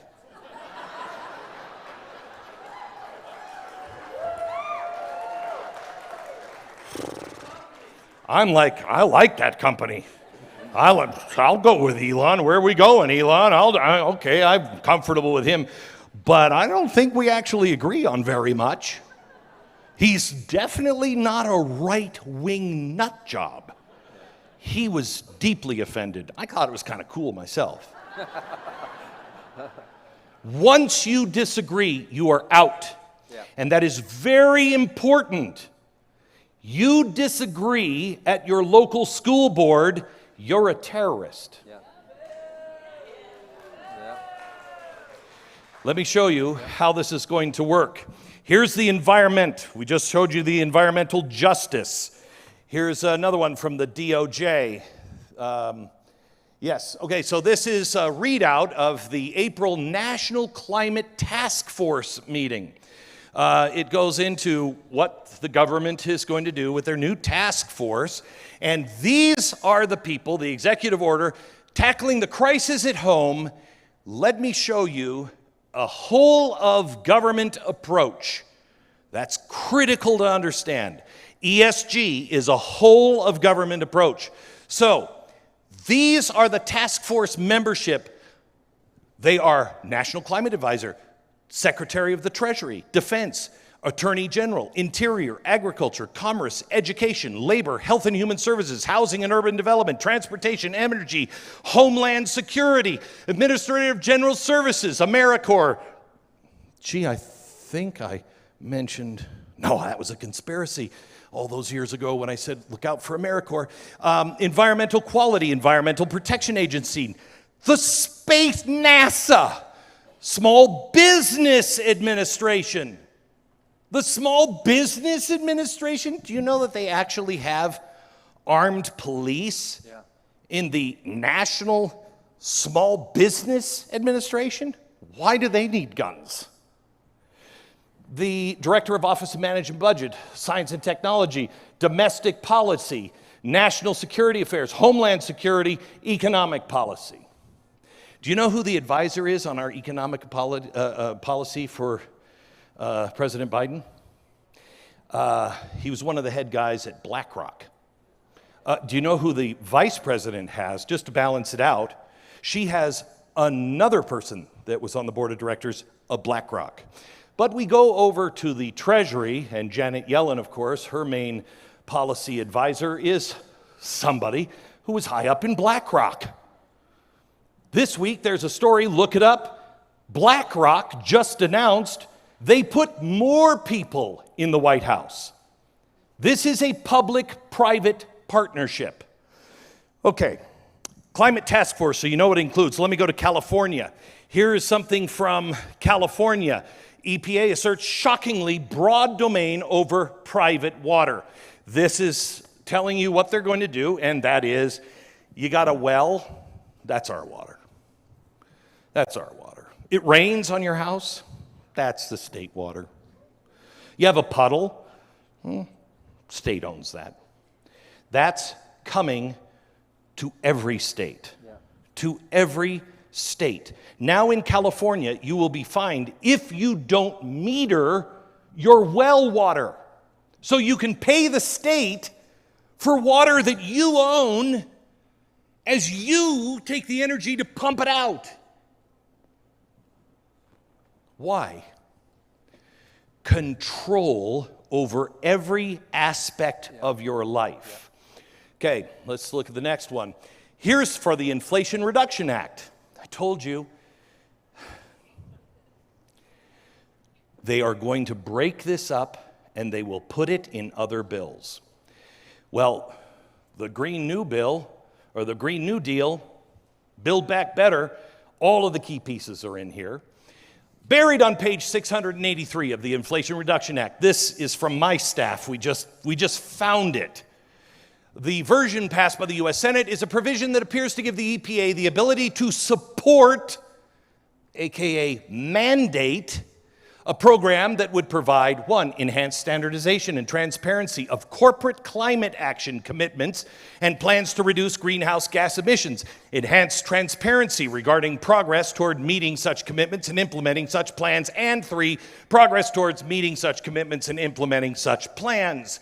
The bill gives $5 million to the EPA, which is why no one found it. It wasn't enough money to stick out. What does it mean? The EPA will have the ability to create a mandatory ESG framework for corporations, and you will be next, related to climate and some other environmental issues. I love that. And it's not just CO2 emissions, it also includes definition of greenhouse gas. In this section, the term greenhouse gas means air pollutants, carbon dioxide, hydrofluorocarbons, methane, nitrous oxide. Can you tell me, David, what are those things? In what do we use those things? Agriculture and agriculture and agriculture. Agriculture. Has anybody paid attention to what's happening over in Europe? The protests with the farmers? And have you seen that the farmers are now called extremists? We have seen this before. In China, under Mao, with his 5-year plan, millions dead. The Holodomor under communism in Ukraine by Stalin. The farmers aren't producing enough, and they're not producing the way we tell them to produce it. Guys, we're the farmers. That won't work. You will do it that way. When they didn't, they killed them. When the new guys came in to replace, and it still didn't work, they killed almost everybody in the country in 1 year.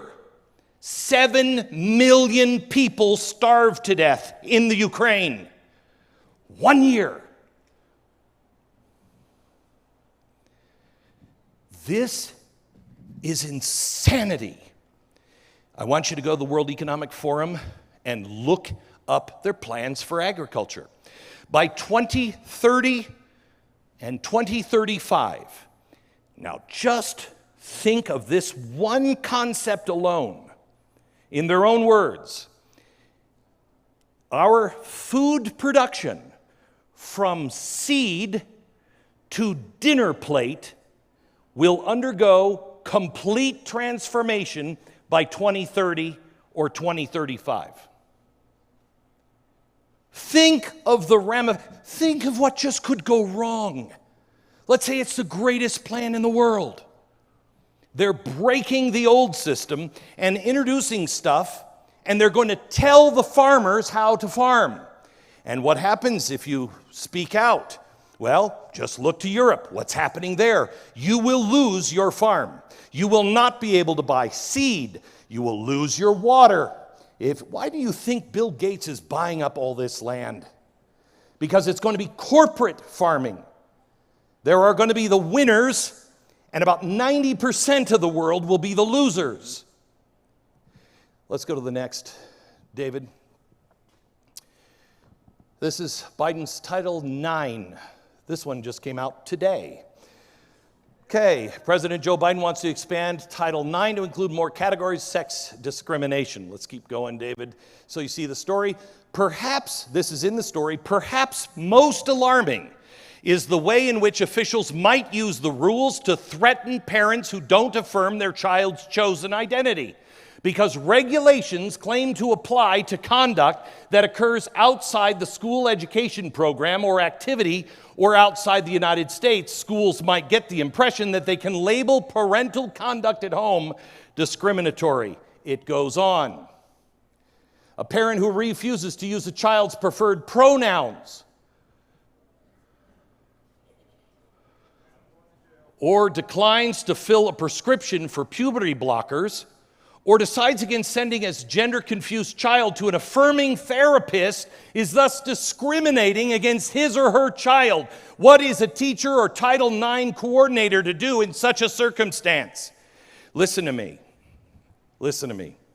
Solzhenitsyn, he wrote to the people of Europe, or Russia, and he said, look, I know the price is too high for you now. It's too high for you to actually gather in the streets and stand up against this. It's too high. He's talking to the people who they're executed if they speak out. They're in a gulag for the rest of their life if they speak out. He said, but it must happen now. You can stop this if you just refuse to lie. You don't have to be hateful. In fact, I recommend it. You should be the most Christ-like you've ever been in your life. We all have to be on our knees every day. Lord, give me strength. Let me be more like Bonhoeffer.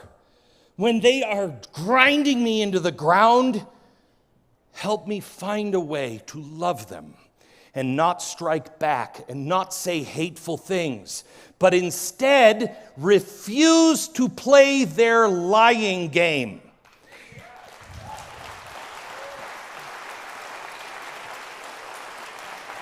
I just met you before the show, okay? In a dress, you're a dude.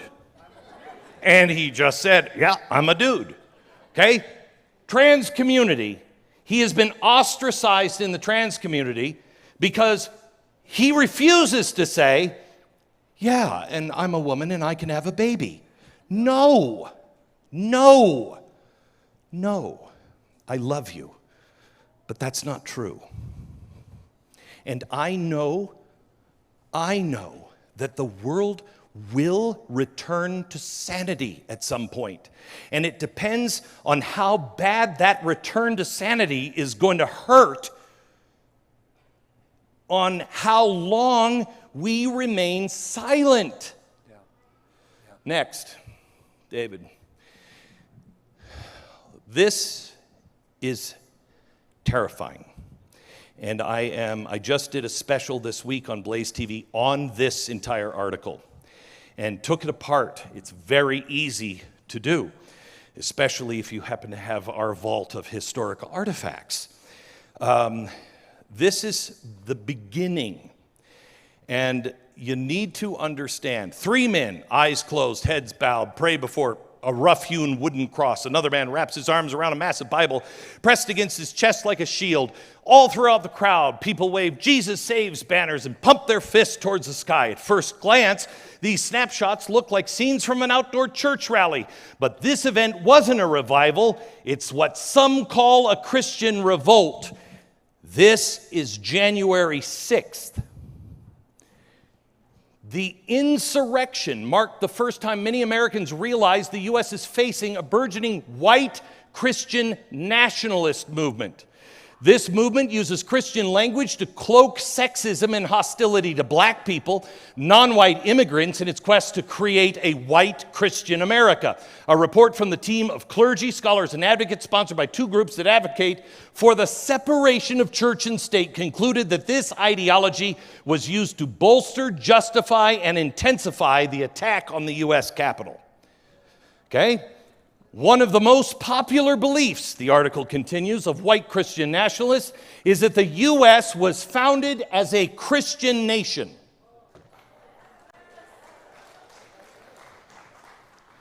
that the founding fathers were Orthodox evangelical Christians, and God had chosen the U.S. for a special role in history. I have to tell you, when my dying breath put me up with my back against the wall and put a gun to my forehead, I will never deny those things, because that is all provable truth.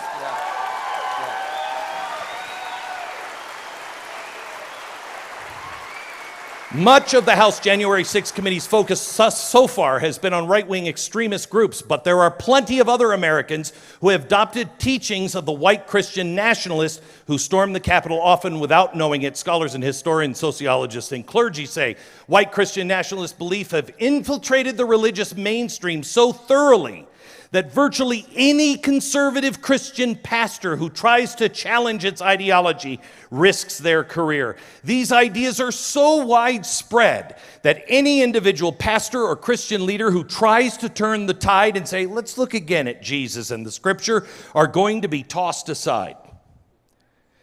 I don't know a single church like this. I don't know a single church that says, let's go burn the Capitol down. Let's have a white power party here in the baptistry. I don't know a single one, do you? No. White Christian nationalists' beliefs is just the beginning. They are triangulating the church. Yep. If you thought it was hard to be a Mormon now, just wait. I promise you, and I echo the words of our prophet, the easy days of being a Mormon, including the Joseph Smith days, is long behind us. Next story. How the loss of Roe directly serves white supremacists' horrifying plot. Now, they have to show that Roe versus Wade is evil. Remember, and in those days, evil will be good and good will be evil. This is it happening in real time. Please keep a journal. We are the people, they've waited for millenniums for this time. We have a shot of actually seeing Christ return. It might be the time, it might not be, but it may be the time. We live in an extraordinary time. Listen to this. Abortion is seen by white extremists who, remember, are just members of the Christian church, are part of the called white genocide plot. And in that sense, reproductive rights are a part of their white extinction anxiety. The horrific revelations are a reminder that white supremacy, male supremacy, and violent extremism go hand in hand.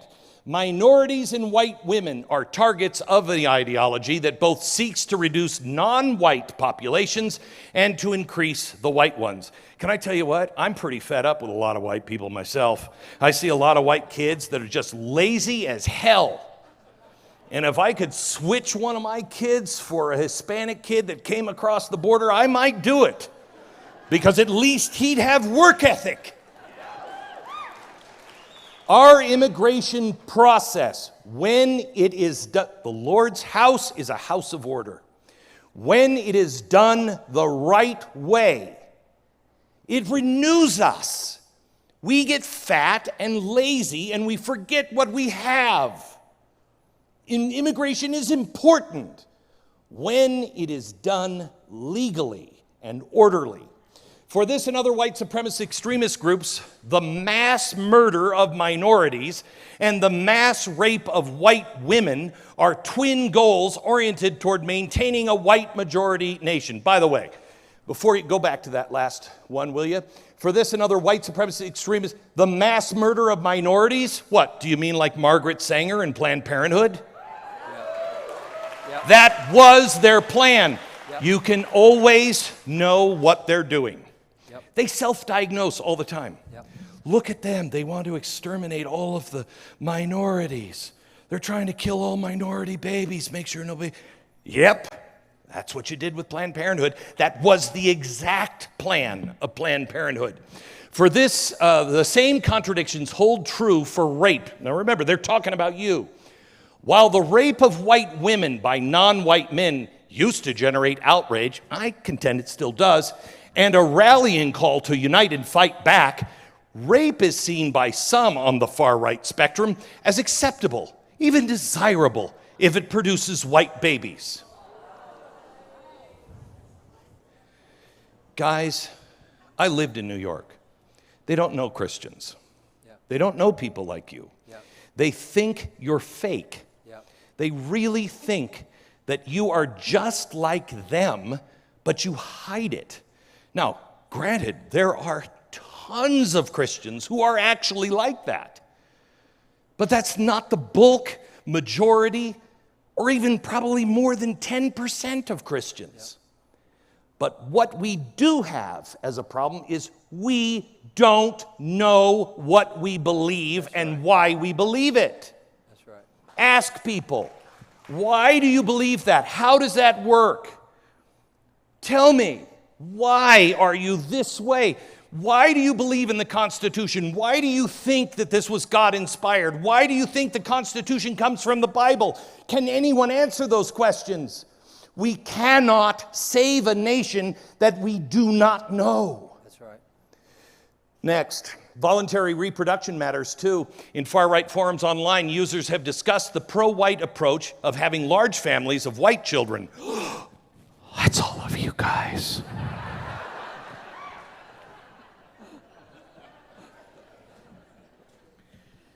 Okay.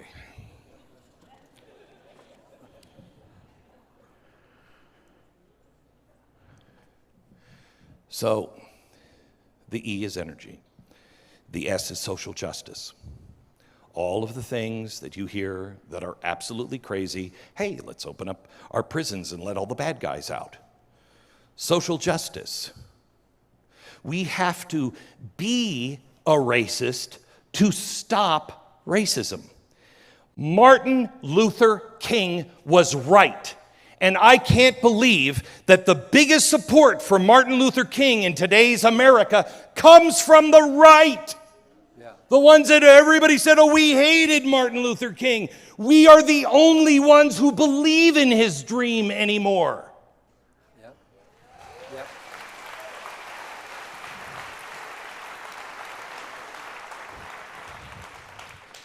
The G, ESG, is racial quotas.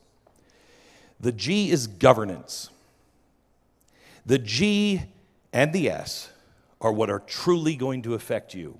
The E will affect you because remember, the Green New Deal involved weather stripping and rebuilding every home and office building in the country. You think you're going to sell your house? No, not if it doesn't have the right R rating. Not if it doesn't have the government-approved weather stripping. You'll have to do that on your own. Yep. Yeah, you're going to have to do that. Now, we can help you. We'll give you some of the money, our money, the government's money. We'll give it to you, and you can buy it at a discount. You'll get a rebate, but you'll buy it from these companies, which we are in bed with. Yep. That's E, social justice. You're seeing it at schools. And the G is every business that is hiring people. Do you have the right amount of white people, black people, Asians, gay, trans? If you don't, you get a lower score. What does that mean? They already have it in Europe in practice. All of it is really, really ahead of us in Europe. Here's what it means according to the Glasgow Accords and the Paris Climate Accords. It means that you as a company, if you have a score, you cannot do business with any company that has a lower score. So if I'm General Motors, I can't buy the best part made by this company because this company doesn't have the right makeup of people on their board of directors. So I can't buy a piece until they play along. And you can't sell up. They can't buy down. And so if you don't play along, you just keep going further and further down. And the same is true for each individual. Yep. They are currently calling you a terrorist. Yep. How much worse does it take before we stand up quietly, peacefully, but in union? I'm not a terrorist. I am standing up for my children, and I'm standing up for the truth. If we don't begin to do this now, Yep. we will not make it. I think we have one more. Do we have another one? We do. What is the next one, Right David? there. There it is. This is your enforcement. I want you to notice World Economic Forum. Do not get any of your, there are plenty of conspiracies out there. You can't make this worse. There's no need for a conspiracy. The solution to online abuse, AI plus human intelligence. I just got this story, and we just did it today, August 10th, 2022. I just addressed it on the air today. What this is Twitter's not doing a good enough job. I spoke to Mark Zuckerberg about this problem 12 years ago. He said, why would we get involved in politics at Facebook? Why would we do that? We don't know what words even mean in other countries. Okay, they mean entirely different things. We don't know if this argument is really racism or not. How could we be the world's judge? Okay, that was their problem. They don't have any problem getting involved in politics now. But this is saying, same problem. We don't know what to do. We can't judge it. So what we need is human intel in every country. And we need access to every bit of data on every human on the planet.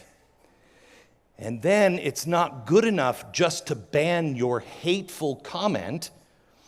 They're saying the problem here is, like the World Economic Forum, I look at it, I tell you, then you post something, and then you read it. And then you post it again, and then 4 other people start to post it. It's not good enough to silence them. They have to go back and look and say, where did that post come from? Oh, that idea came from you, but you really got it from you, and you got it from me. So we all are banned, not just on Twitter, on all platforms. The article goes in to talk about the danger of wrong ideas. That wrong ideas must be stopped immediately. This is total surveillance. Remember, 2030, you'll own nothing, and you'll like it. And you know what? I know that somebody is even monitoring what I dream at night. But, it's still great to live. No, thank you. And we are no longer leading the world in freedom. We are the country that is leading the world into slavery. I told you in 2008, if this comes to fruition and we don't stop it, we will make the Nazis, because of our technology, we will make them look like rookies in the end. This is everything anyone who's ever wanted to be a dictator has ever wanted. And they're telling you it's a conspiracy. Well, you know what? Maybe I and David and everybody else, Elon Musk, he's crazy. Maybe we're all wrong. But I learned in 1999, I was on the air on WABC in New York City, and the conservatives didn't know who I was. And I stood up for one action that Bill Clinton took, and that was the bombing of the aspirin factory. Did anybody remember that? He bombed the aspirin factory. Why? Because he was after one guy that nobody knew. His name was Osama bin Laden. And I was on the air that night, and I said, the phones all attacked me. You're just a Clinton lover. And I'm like, you don't have any idea who I am. I am not a Clinton lover. He's right on this one thing. Stop playing partisan politics. Osama bin Laden, I promised on the air, there will be blood, bodies, and buildings in the streets of New York in the next 10 years, and it will have his name on it if you don't pay attention now. I learned an important lesson. If my neighbor says, I'm going to kill you and your children, maybe they won't. But I'm going to treat you as if you are, that you are serious. When someone says these things, you cannot bet that it won't happen. You must prepare and act as if they mean it. You take people at their word, not when they're promising you wonderful things. You take them at their word when they are promising that they will take the life or the life you love and destroy it. Maybe we're wrong. I'm not willing to sit by and go, hey kids, I just thought they were wrong. That's why you're like China today. Okay, I don't want to leave you with this happy feeling that we're all having right now, right? I mean, I know it's good. Hey, everybody, good night, go home. David has another calling. Mine is to warn. David's amazing calling is to teach and to find ways out. And what, honestly, if you've read my book, and I urge you to do it, you can get it at a library, if they would ever carry it in a library. It's not about me making money. It is about you having the truth. But if you've read it, the last chapter is, here's what we do. And honestly, I and my co-writer, co-author, we sat down in a room and went,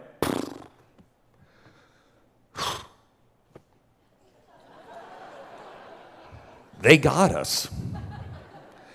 And we honestly said, we can't end it like this. And if you read that chapter, it's full of nonsense. Because we were like, I don't know, what about this one? And we put like 4 or 5 ideas, and they're garbage, okay? Because we didn't believe that it could be beaten. When the book was released, things started to change. Yeah. Polling has changed. People are aware of it, and they don't like it now. Yeah.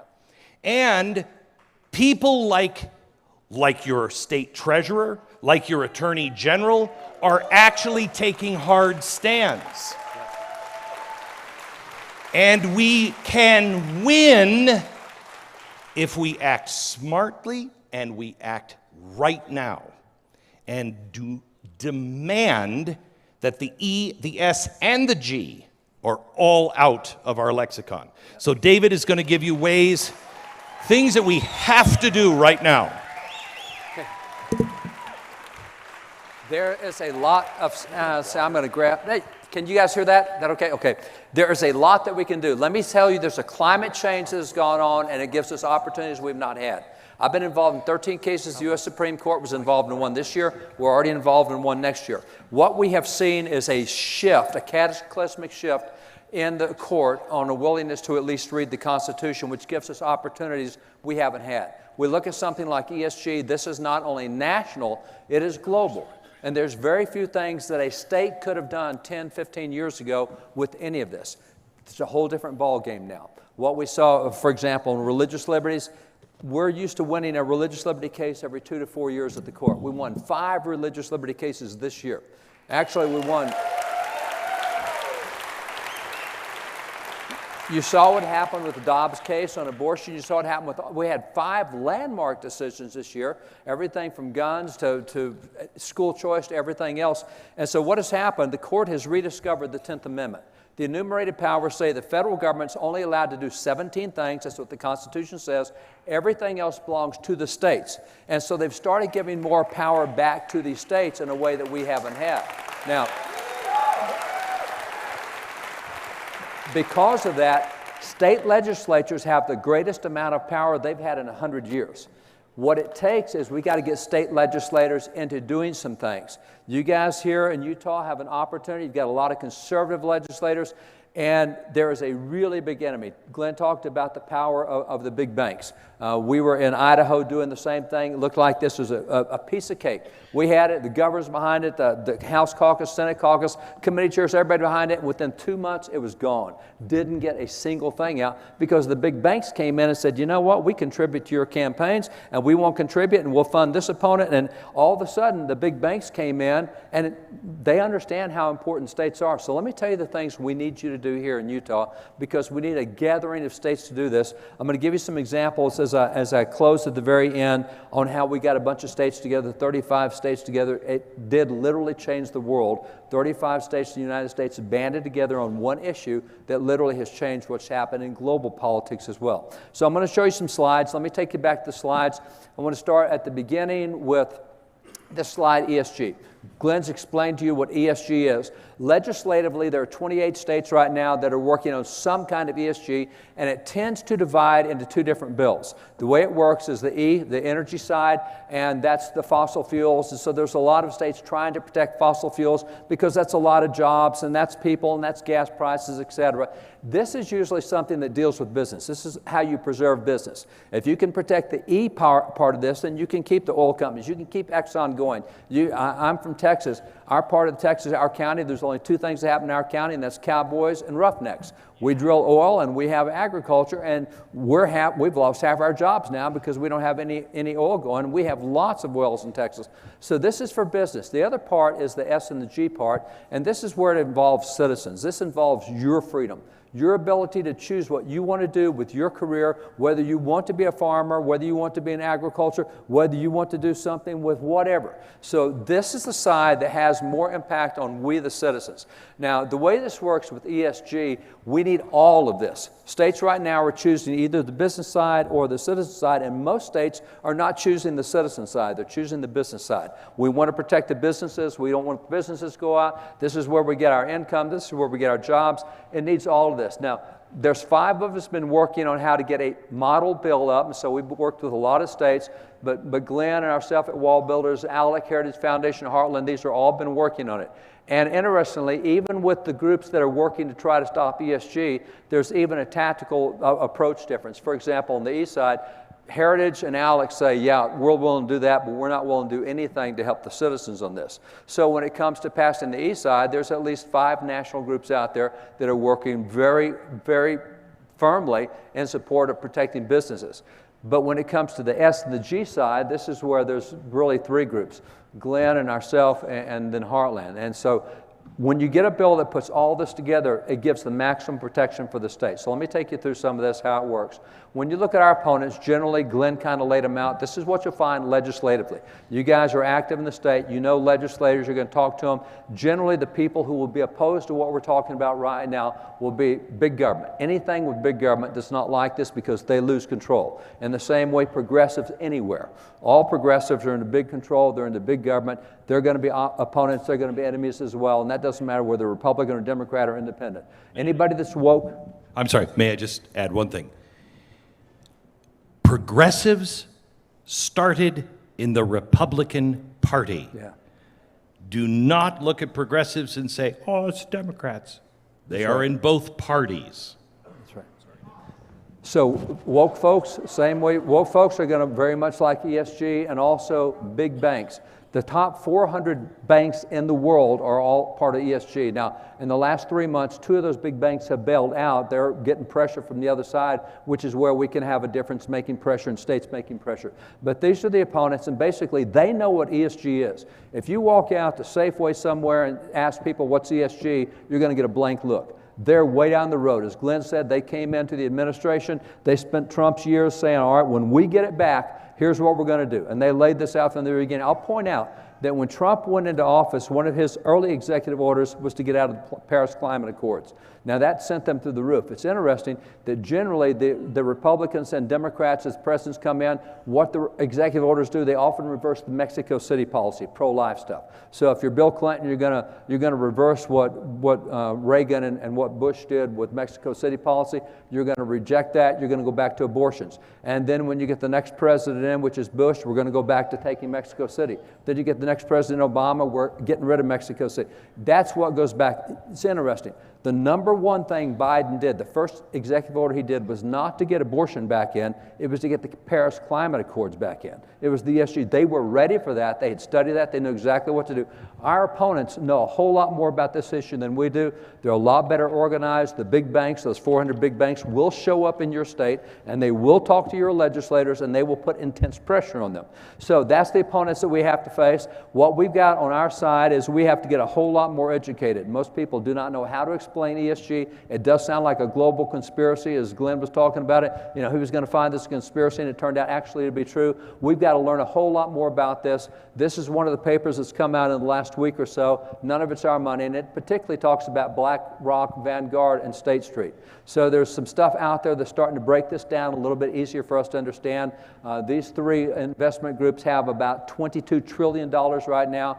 Most companies in the United States, they own about 22% of the stock of most companies. They're having a huge impact in turning companies to the left because they have so much control. Where did they get that? They take the funds that come from state. They take your teacher retirement funds. The state invests it where they can make a lot of money, and they'll put it in groups like that. They take the retirement funds of all the state employees. They'll take all the money they can from the states, and this is what they're using. They're using state money to kill the states, essentially.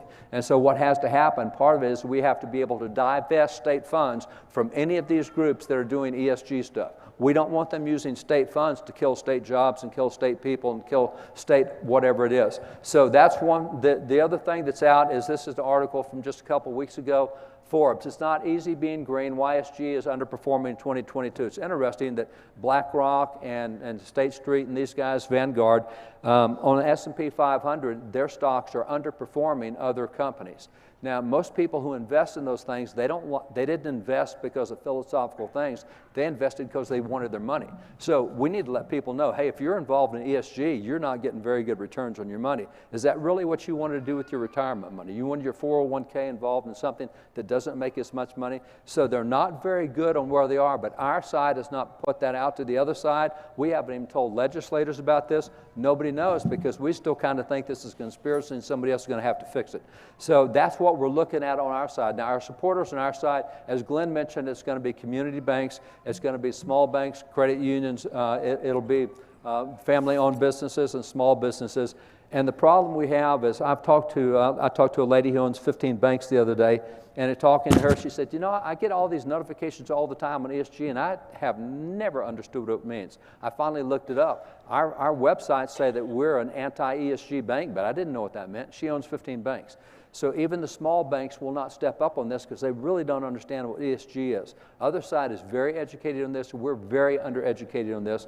These are our normal allies, and even on their websites, most of them say they're opposed to ESG. They just don't have a clue what that is. We have to do a whole lot more of knowing what that means and how to communicate it to our folks, including the legislators. Because one of the things we saw, for example, when Glenn and I were in Idaho, they came in and said, you know what, you're trying to regulate. Idaho is known for the least regulations in the nation. If you do this ESG stuff and punish people on ESG, you're adding more regulations as a state. You want to be a free state. You don't want those regulations. And so we don't even know how to respond to the other side, which is why they've been very effective to some of this. And I'll tell you how to respond in just a minute.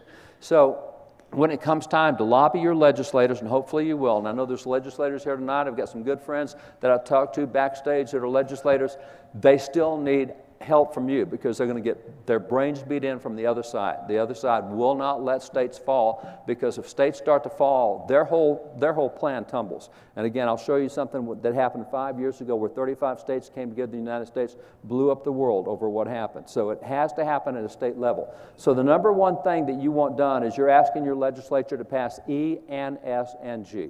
You want protection not only for businesses, you want protection for citizens. You want maximum protection of every aspect that goes on. So a lot of the states, again, the lobbyists are breaking it into you want the E or you want the S or you want the, no, you want all of it. You want everything you can get. You want maximum protection. The second thing that you want is you want to make sure that you deal with this nonsense about, oh, we don't want more rules and regulations in Utah. We're a free state. We're Republicans, conservatives. We don't want more rules and regulations. No, what you want is you want freedom. Now, let me explain how this works.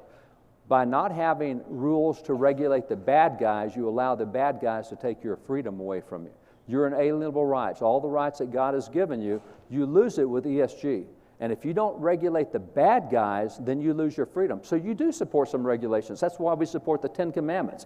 Those are regulations God gave. If you follow them, you have a lot of freedom if you'll use the 10 Commandments. You get the 613 laws God gave in the Old Testament. If you follow those laws, you get a lot of freedom. So we're not saying, oh, you're right, we don't want more regulation in the state. Let me give you, Glenn said I was going to use a scripture, and here's the scripture I'm going to use. I'm going to use 1 Timothy 1, verses 8 through 10. The scripture says, we know the law is good if a man use it lawfully. It says, knowing this, that the law is made not for a righteous man, but it's made for the lawless and the disobedient. It's made for murderers of fathers and murderers of mothers, for manslayers and prostitutes. It's made for kidnappers, for liars, for perjurers, and if anything else is contrary to sound doctrine. Notice what law is for. Law is to regulate the bad guys, not the good guys. We don't want regulations that regulate the good guys. We want regulations that regulate the bad guys, and we're all for regulations. We don't mind if they're regulations. We just want them on the bad guys. Let me give you the example of how this works right now. When you look at what happens in the U.S. Federal Code, I came in here from Texas. Glenn and I came in today. So hop on the interstate coming from the airport, and I thought I was in Texas, and our interstates are 85 miles an hour, and it turns out yours weren't that, and your officers weren't very understanding about it, quite frankly. And I tried to explain to them that I didn't know, and they said, well, ignorance of the law is no excuse, and you've all heard that. So what happens is the U.S. Federal Code, every one of you are accountable for what's in that federal code. You may say, well, I didn't know that was in there. It does not keep you from getting prosecuted, does not keep them from coming after you. So here's the deal you should make. If you will make a commitment to read 700 pages a week of the current U.S. Federal Code, what are you laughing at? 700, it's not that bad. 700 pages. If you'll read 700 pages a week of the current U.S. Federal Code, you can finish it in only 25,000 years.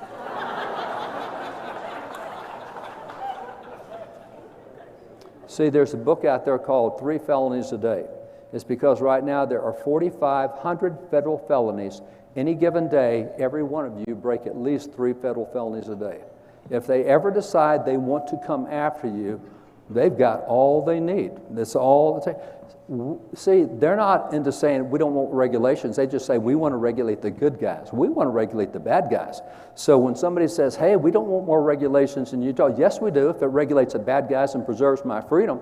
If it gives me my inalienable rights and protects what God told me in the Bill of Rights, then I'm all for it. So that's going to be the other thing. You have to convince people that this is not just gratuitous regulations. The third thing that you need to point out is that you want what's called a private cause of action. Now, private cause of action is significant because you've got a really good AG, but you know what? You've got a whole lot more people than the AG can keep up with. And so what you want is if a bank says to me, says, Barton, you came in for a loan, and we noticed you have 200 cows on your ranch, and that's a lot of methane gas, and that's what's destroying the planet. So we're not going to give you a loan for your cows. And by the way, we checked, and you don't have enough wind power on your thing. You don't have any solar power, and so we just can't give you a loan for your farm anymore because you don't match the ESG. I need to be able to sue that bank and say, wait a minute, you've got to be able to accommodate me. You cannot discriminate on the basis of the ESG stuff.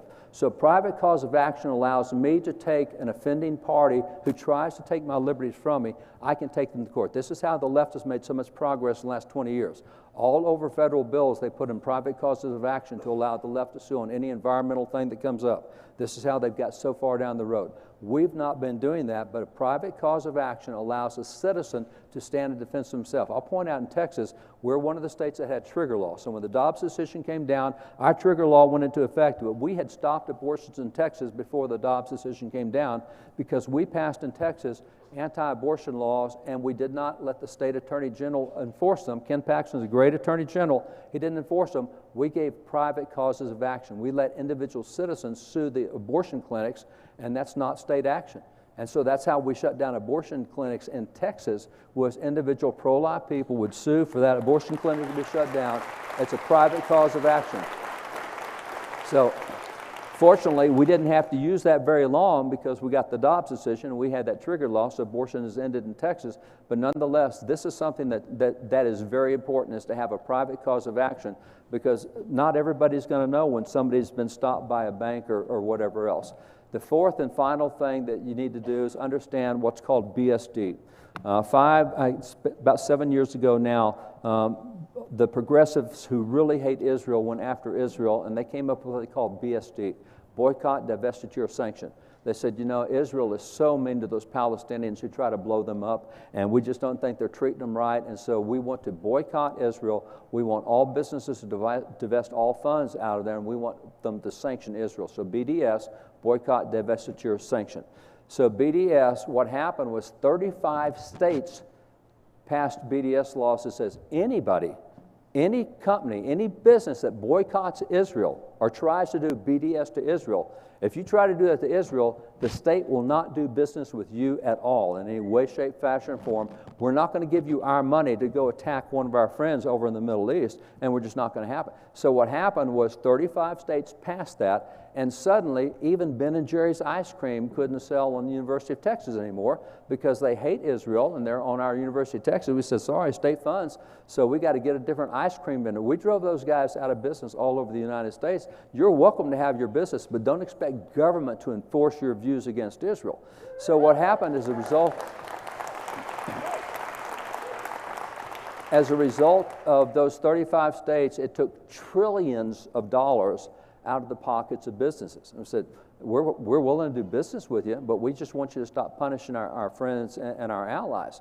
This is what we're asking with what's going on with ESG. We're saying, we want to pass a law that if anybody tries to go after our freedoms, ESG, if you try to control us through energy or social or governance, then we're not going to allow any of our state funds to be invested in anything you do.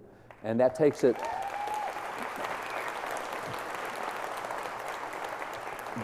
away from BlackRock, because BlackRock is sitting on a bunch of governmental funds using them to crush us. And it says we're not going to do that. So literally what we've seen, Riley Moore, the treasurer in West Virginia, they tried to shut down the coal industry in West Virginia, and he has announced that there's seven of the nation's largest banks doing business in West Virginia, and no longer will West Virginia do any business with them. All the teachers' pensions, everything else. 2 of those 7 banks reversed themselves and got off the ESG list and said, we're against ESG. And so they're doing business, and that's great. That's what we want to happen. So we've seen the same thing in Texas. Our comptroller has issued a list that said, here's all the businesses we will not do business with in Texas because you're trying to shut down fossil fuels in Texas, and that's a big part of our industry and a big part of jobs. So those are the 4 things we ask you to do with legislators. We ask you to get involved. We ask you to talk to your legislators. Utah needs to be one of the states that passes this. If we can get 24 states to pass this, we can pretty much put a big crack in their dam. They're going to have a hard time implementing this globally if we can get these states done. So, thank you guys for letting us be here tonight. Thank you for following up after we're gone. You know, we're going to talk to legislators tomorrow, the caucuses tomorrow. We'll share some of this stuff with them. But this is a real opportunity to take back our freedoms in a non-violent way, non-military way. We don't have to get into bloodshed. We just start controlling money that we've got access to. And if we take that out of their pockets, it will hurt them. Glenn, how do you want to close?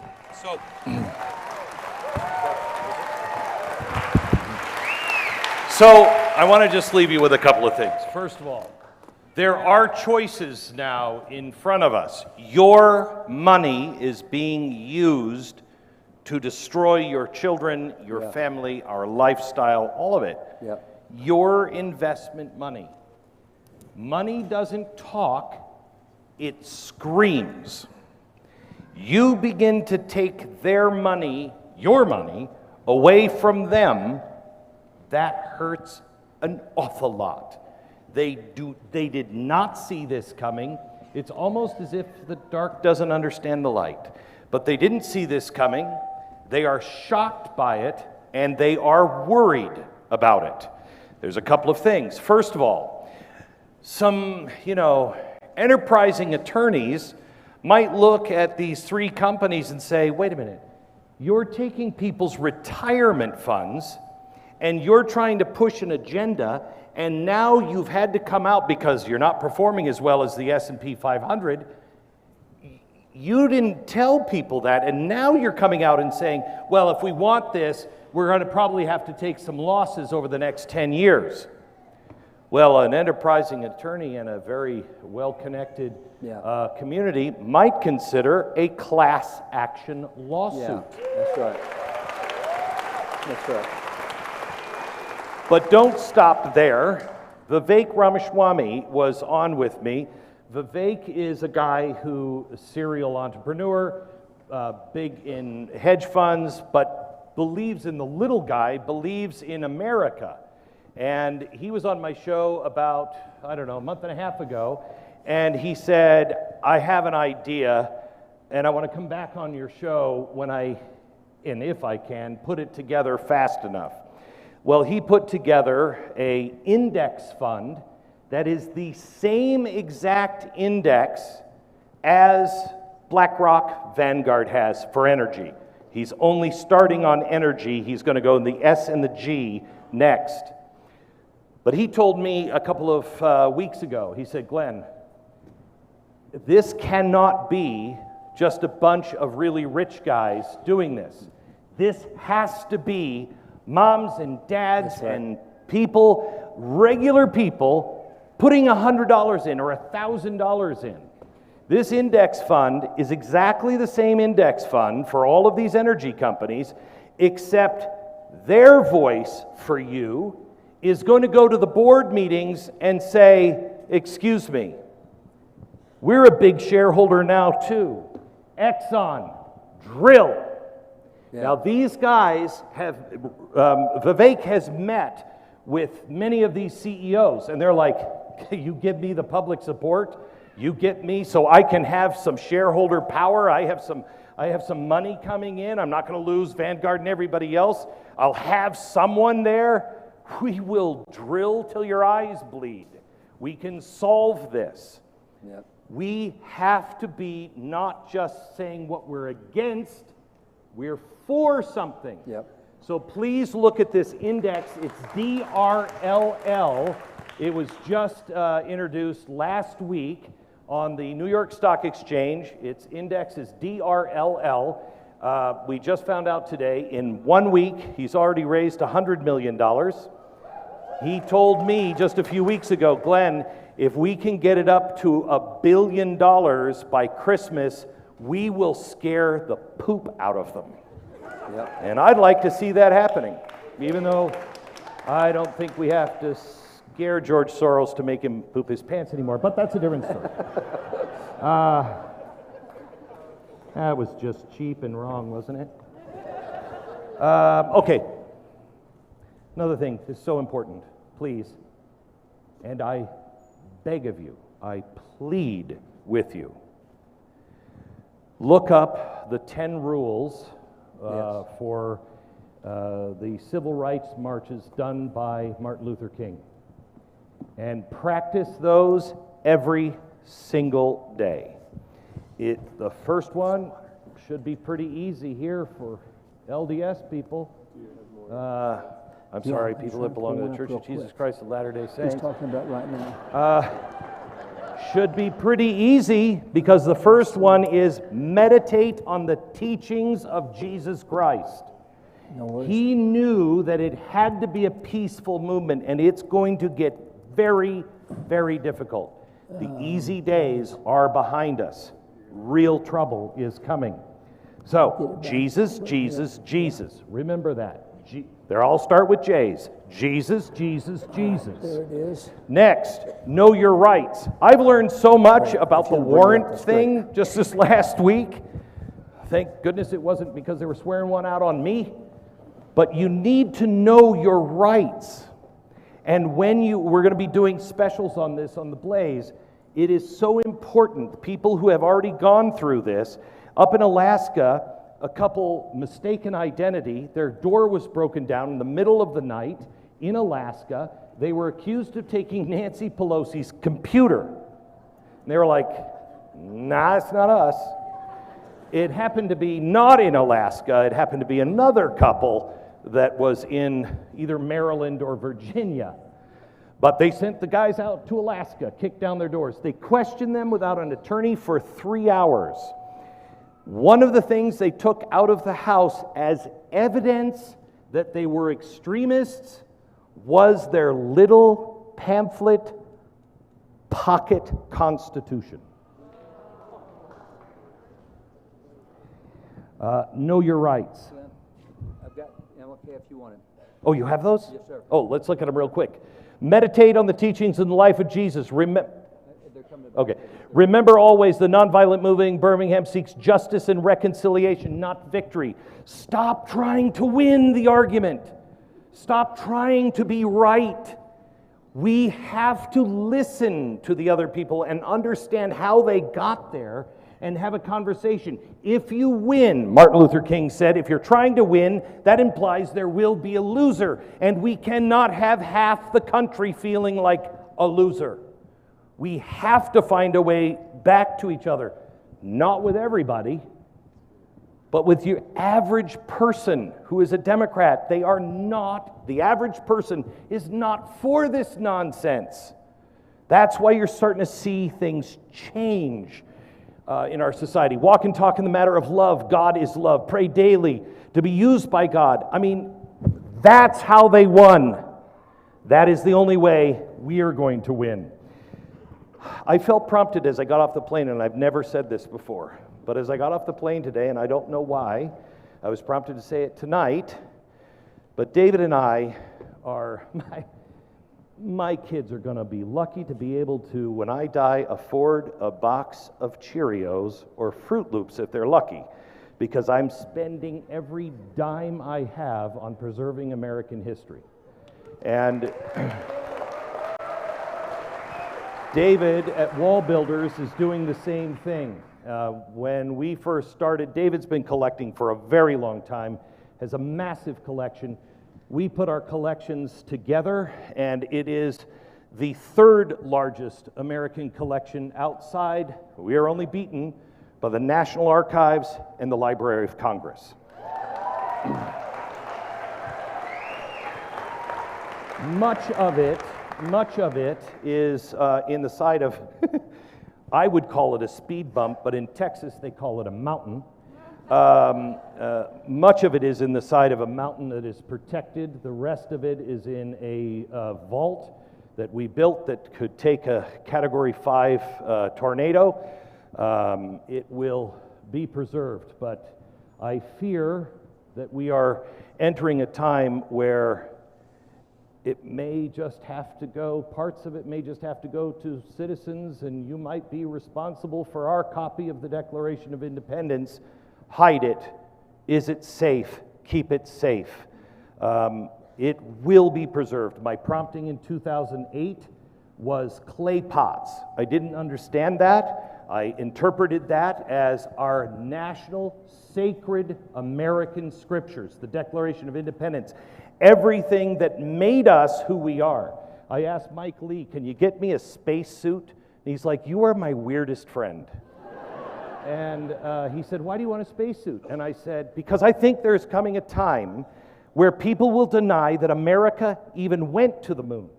It will be given to other nations, and we will be erased. And we need to preserve these things. And Mike said, "That you really think that, Glenn?" And that night, I found an article and a little political cartoon that gave all of the credit to Russia, and we didn't really do anything. It's happening. So here's what I was prompted to ask. If there is anyone that would like to help us, our lives, our fortunes, and our sacred honor, and if you happen to have fortunes, we would really appreciate your help. We are in auctions almost every week, and we are now seeing really important things come up to the auction block, and they are being intentionally destroyed by the people who are buying them. They are destroying our history now. Even our National Archives are marking our documents as racist documents and trigger warnings. This must be preserved for future generations. You can contact us at Mercury One or Wall Builders if you would like to help. Sorry, I don't know what that was even for. But next thing, please ask your friends, are you a Christian? because all these Christians I meet all the time, everywhere, I will say, you know, we have to believe in miracles. We have to love our enemy. And they'll say, I can't love that person. Well, I know Jesus had a really hard time while they nailed him to a cross. I know your problem of loving that person is a lot bigger than that, but he seemed to figure it out. And they say, well, that's not good enough. No, it's not. Let's stop exclusively looking at Jesus Christ as a lamb. He also was a lion. He turned the tables over. I am not suggesting we turn any tables over, but I am suggesting we chase the money changers out. We stand for what is right, no matter if it hurts our side. If someone on our side is dirty, they need to be exposed and they need to go to jail.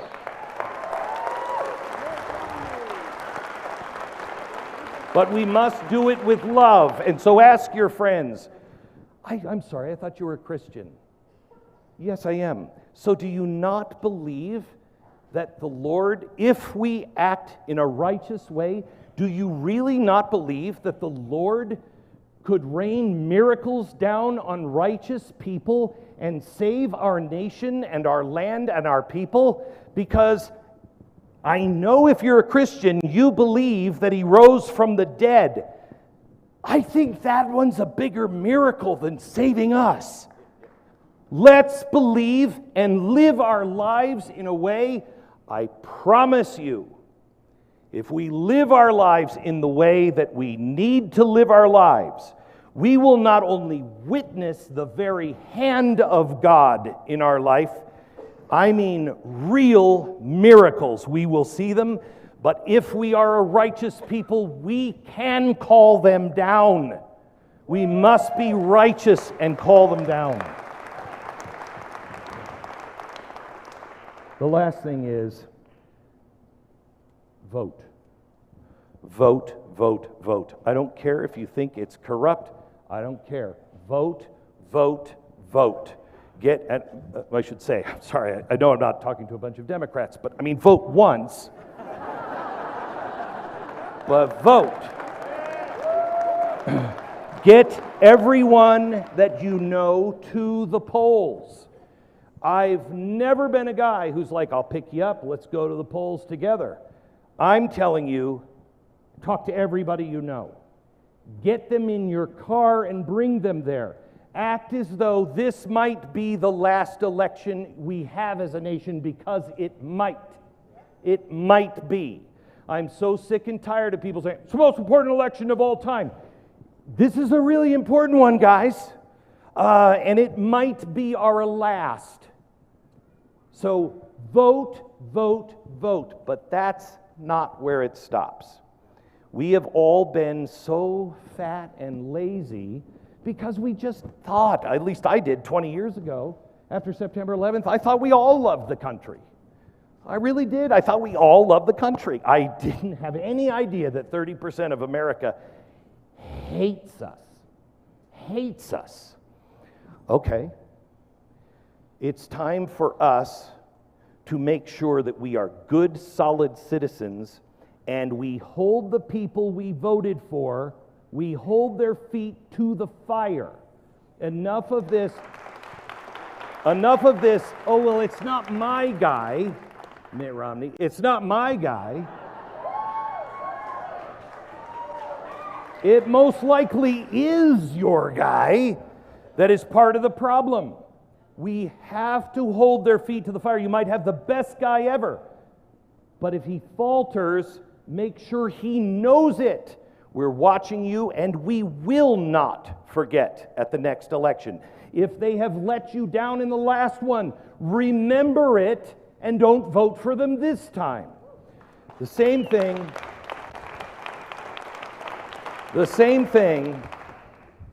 a lot of your senators and legislators, a few of them, are here today. Your treasurer, I think, is here. Where is he? Your AG is here. These guys are standing up, and believe me, there is nothing, you'll never feel more alone than when you say the hard but uncomfortable things. You will feel alone, completely alone. And then you'll start to question yourself, I don't know, was that right? When they do something right, when they start to go out on a limb, and your treasurer says, no, you're not getting any of our money, the gates of hell will open up. You've got to be there to be a meat shield for these guys. You have to say, leave my man alone. And you need to contact him, not just when there's a problem. You've got to contact him and say, good, thank you. I'm going to tell everybody I know what you've just done. I'm disappointed in 2 states, 3 actually, but I didn't expect much from Idaho. Great potatoes, but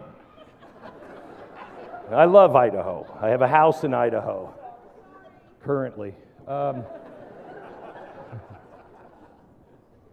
I did expect a lot from Utah.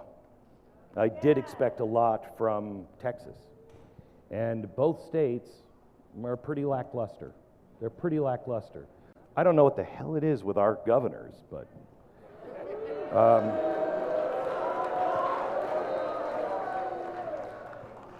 there is no compromise with evil.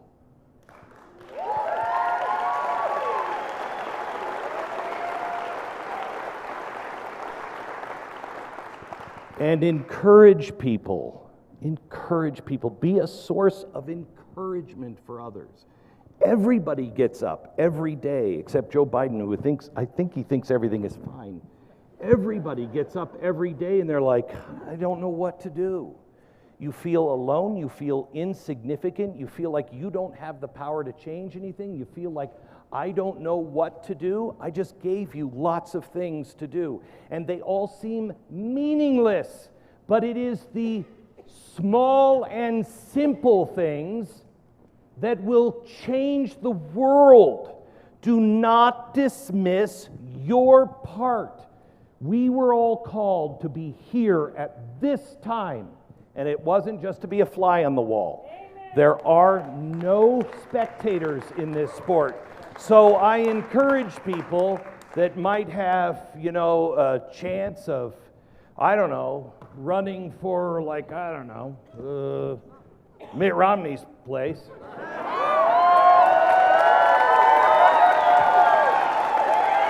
I mean, I'm not thinking about anyone specifically at this time, but maybe there's someone that could actually run that would be great to join the great Mike Lee. Guys, we live in extraordinary times. Keep a journal with you. I come from German background.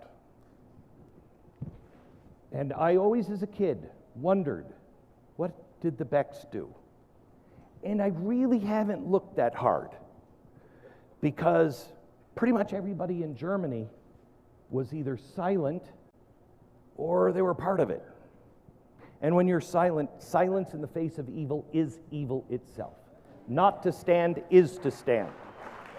And in Germany, they don't talk about those times. Hey, what did you do during the war, Grandma? I don't want to ask that question. Okay? They're afraid. We live in extraordinary times, and we are extraordinary people. Stop listening to people that say that you're nothing, that you're bad, that you're racist, or whatever. You know who you are, and if you have flaws, correct them.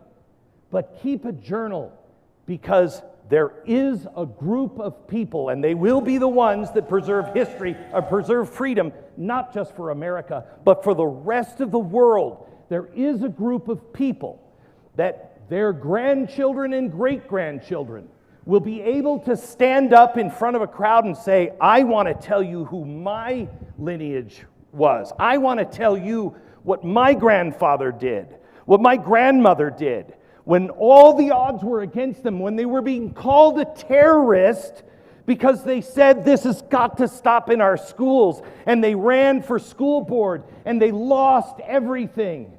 Their whole life changed. They never wanted to do it, but they did it because they knew it was right. Give your children and your grandchildren a story to tell. We have the opportunity to change the world, but it requires us to do difficult things. You will know when the Lord is telling you what to do, because I guarantee you 90%, 99, 100% of the time it's like, not that. When it's hard and you don't want to do it, that's most likely the Lord telling you what to do. Don't dismiss it. Do it. Do it in love, and we save the republic. Good night. Thank you.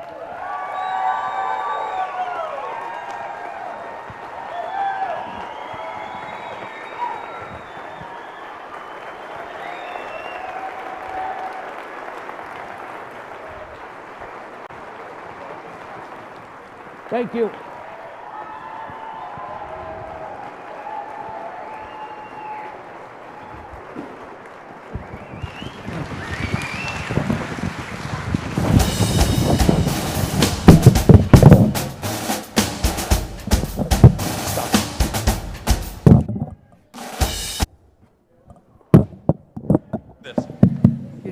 Oh, okay, I'll just use thank you, sir. This has been an incredible night, and I'm so grateful to these two great men for the time that they have given us tonight, for the things that they're going to be doing tomorrow, all in our behalf here in the state of Utah. And now I'm going to ask you for just 5 more minutes. I know it's been a long night. 5 more minutes, and then we'll have the prayer and a wonderful song. But I just have a couple of questions I want to ask you and a couple of statements. First, I want to ask you, why are you here tonight? You know, all these tickets were gone in less than 24 hours. 1,000 tickets gone in less than 24 hours. The amazing thing about that, though, is we didn't advertise. None of this was advertisement. These tickets came about because we just sent to groups of good people, organizations that we knew we could trust, but because we knew they're the right people. And that's you. We put out the call and you came. It wasn't all over social media. It wasn't advertised anywhere. The tickets, and yet the tickets were gone.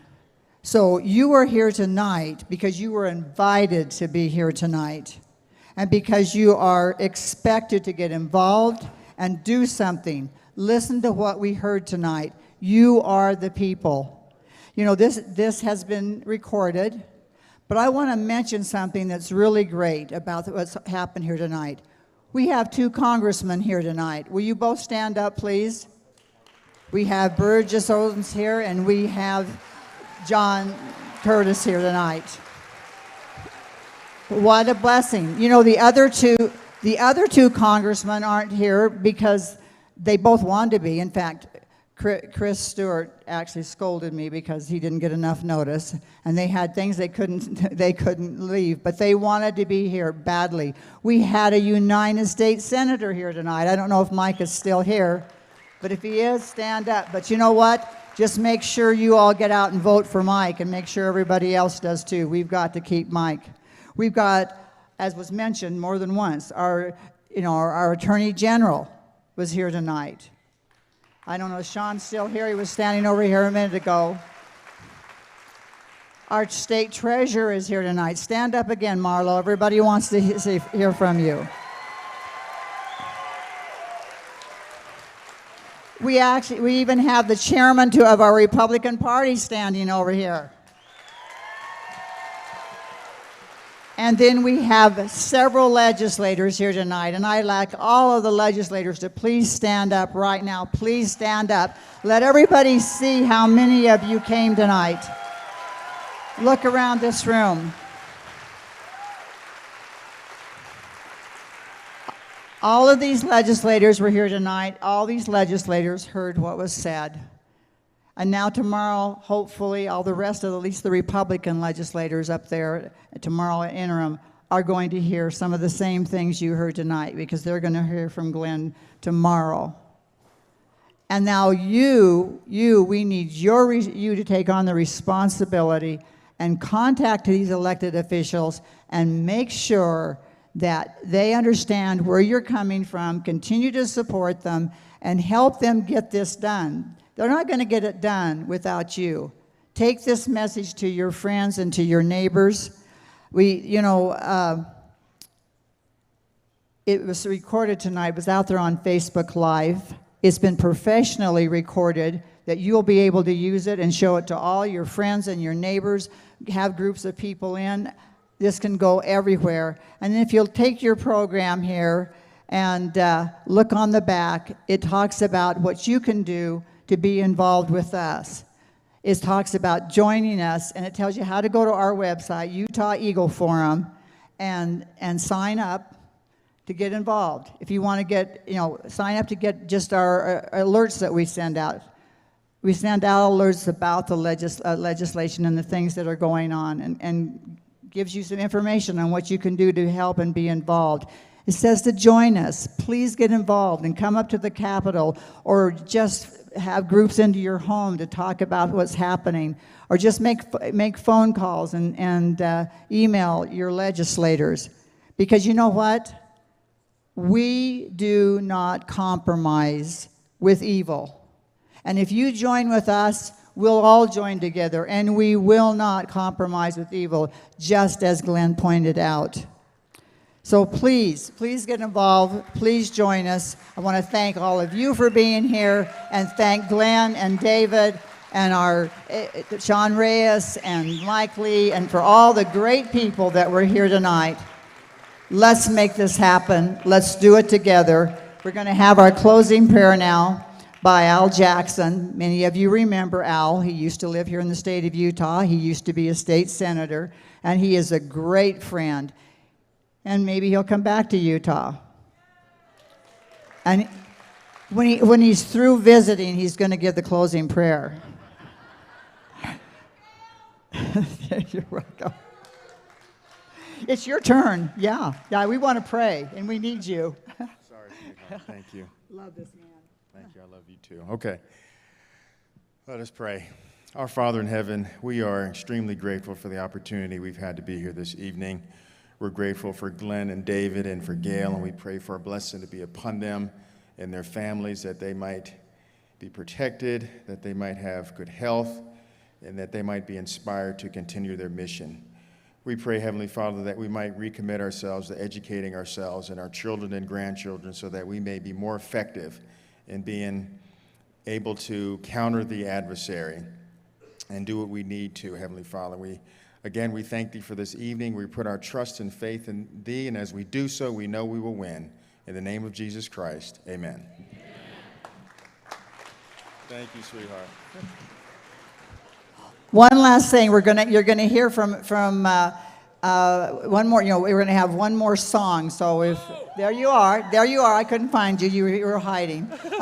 And also, I forgot to mention that as you are leaving tonight, please, we will have brochures for you to pick up, flyers for the health symposium. Please pick those up. And now, do you need your microphone? Oh.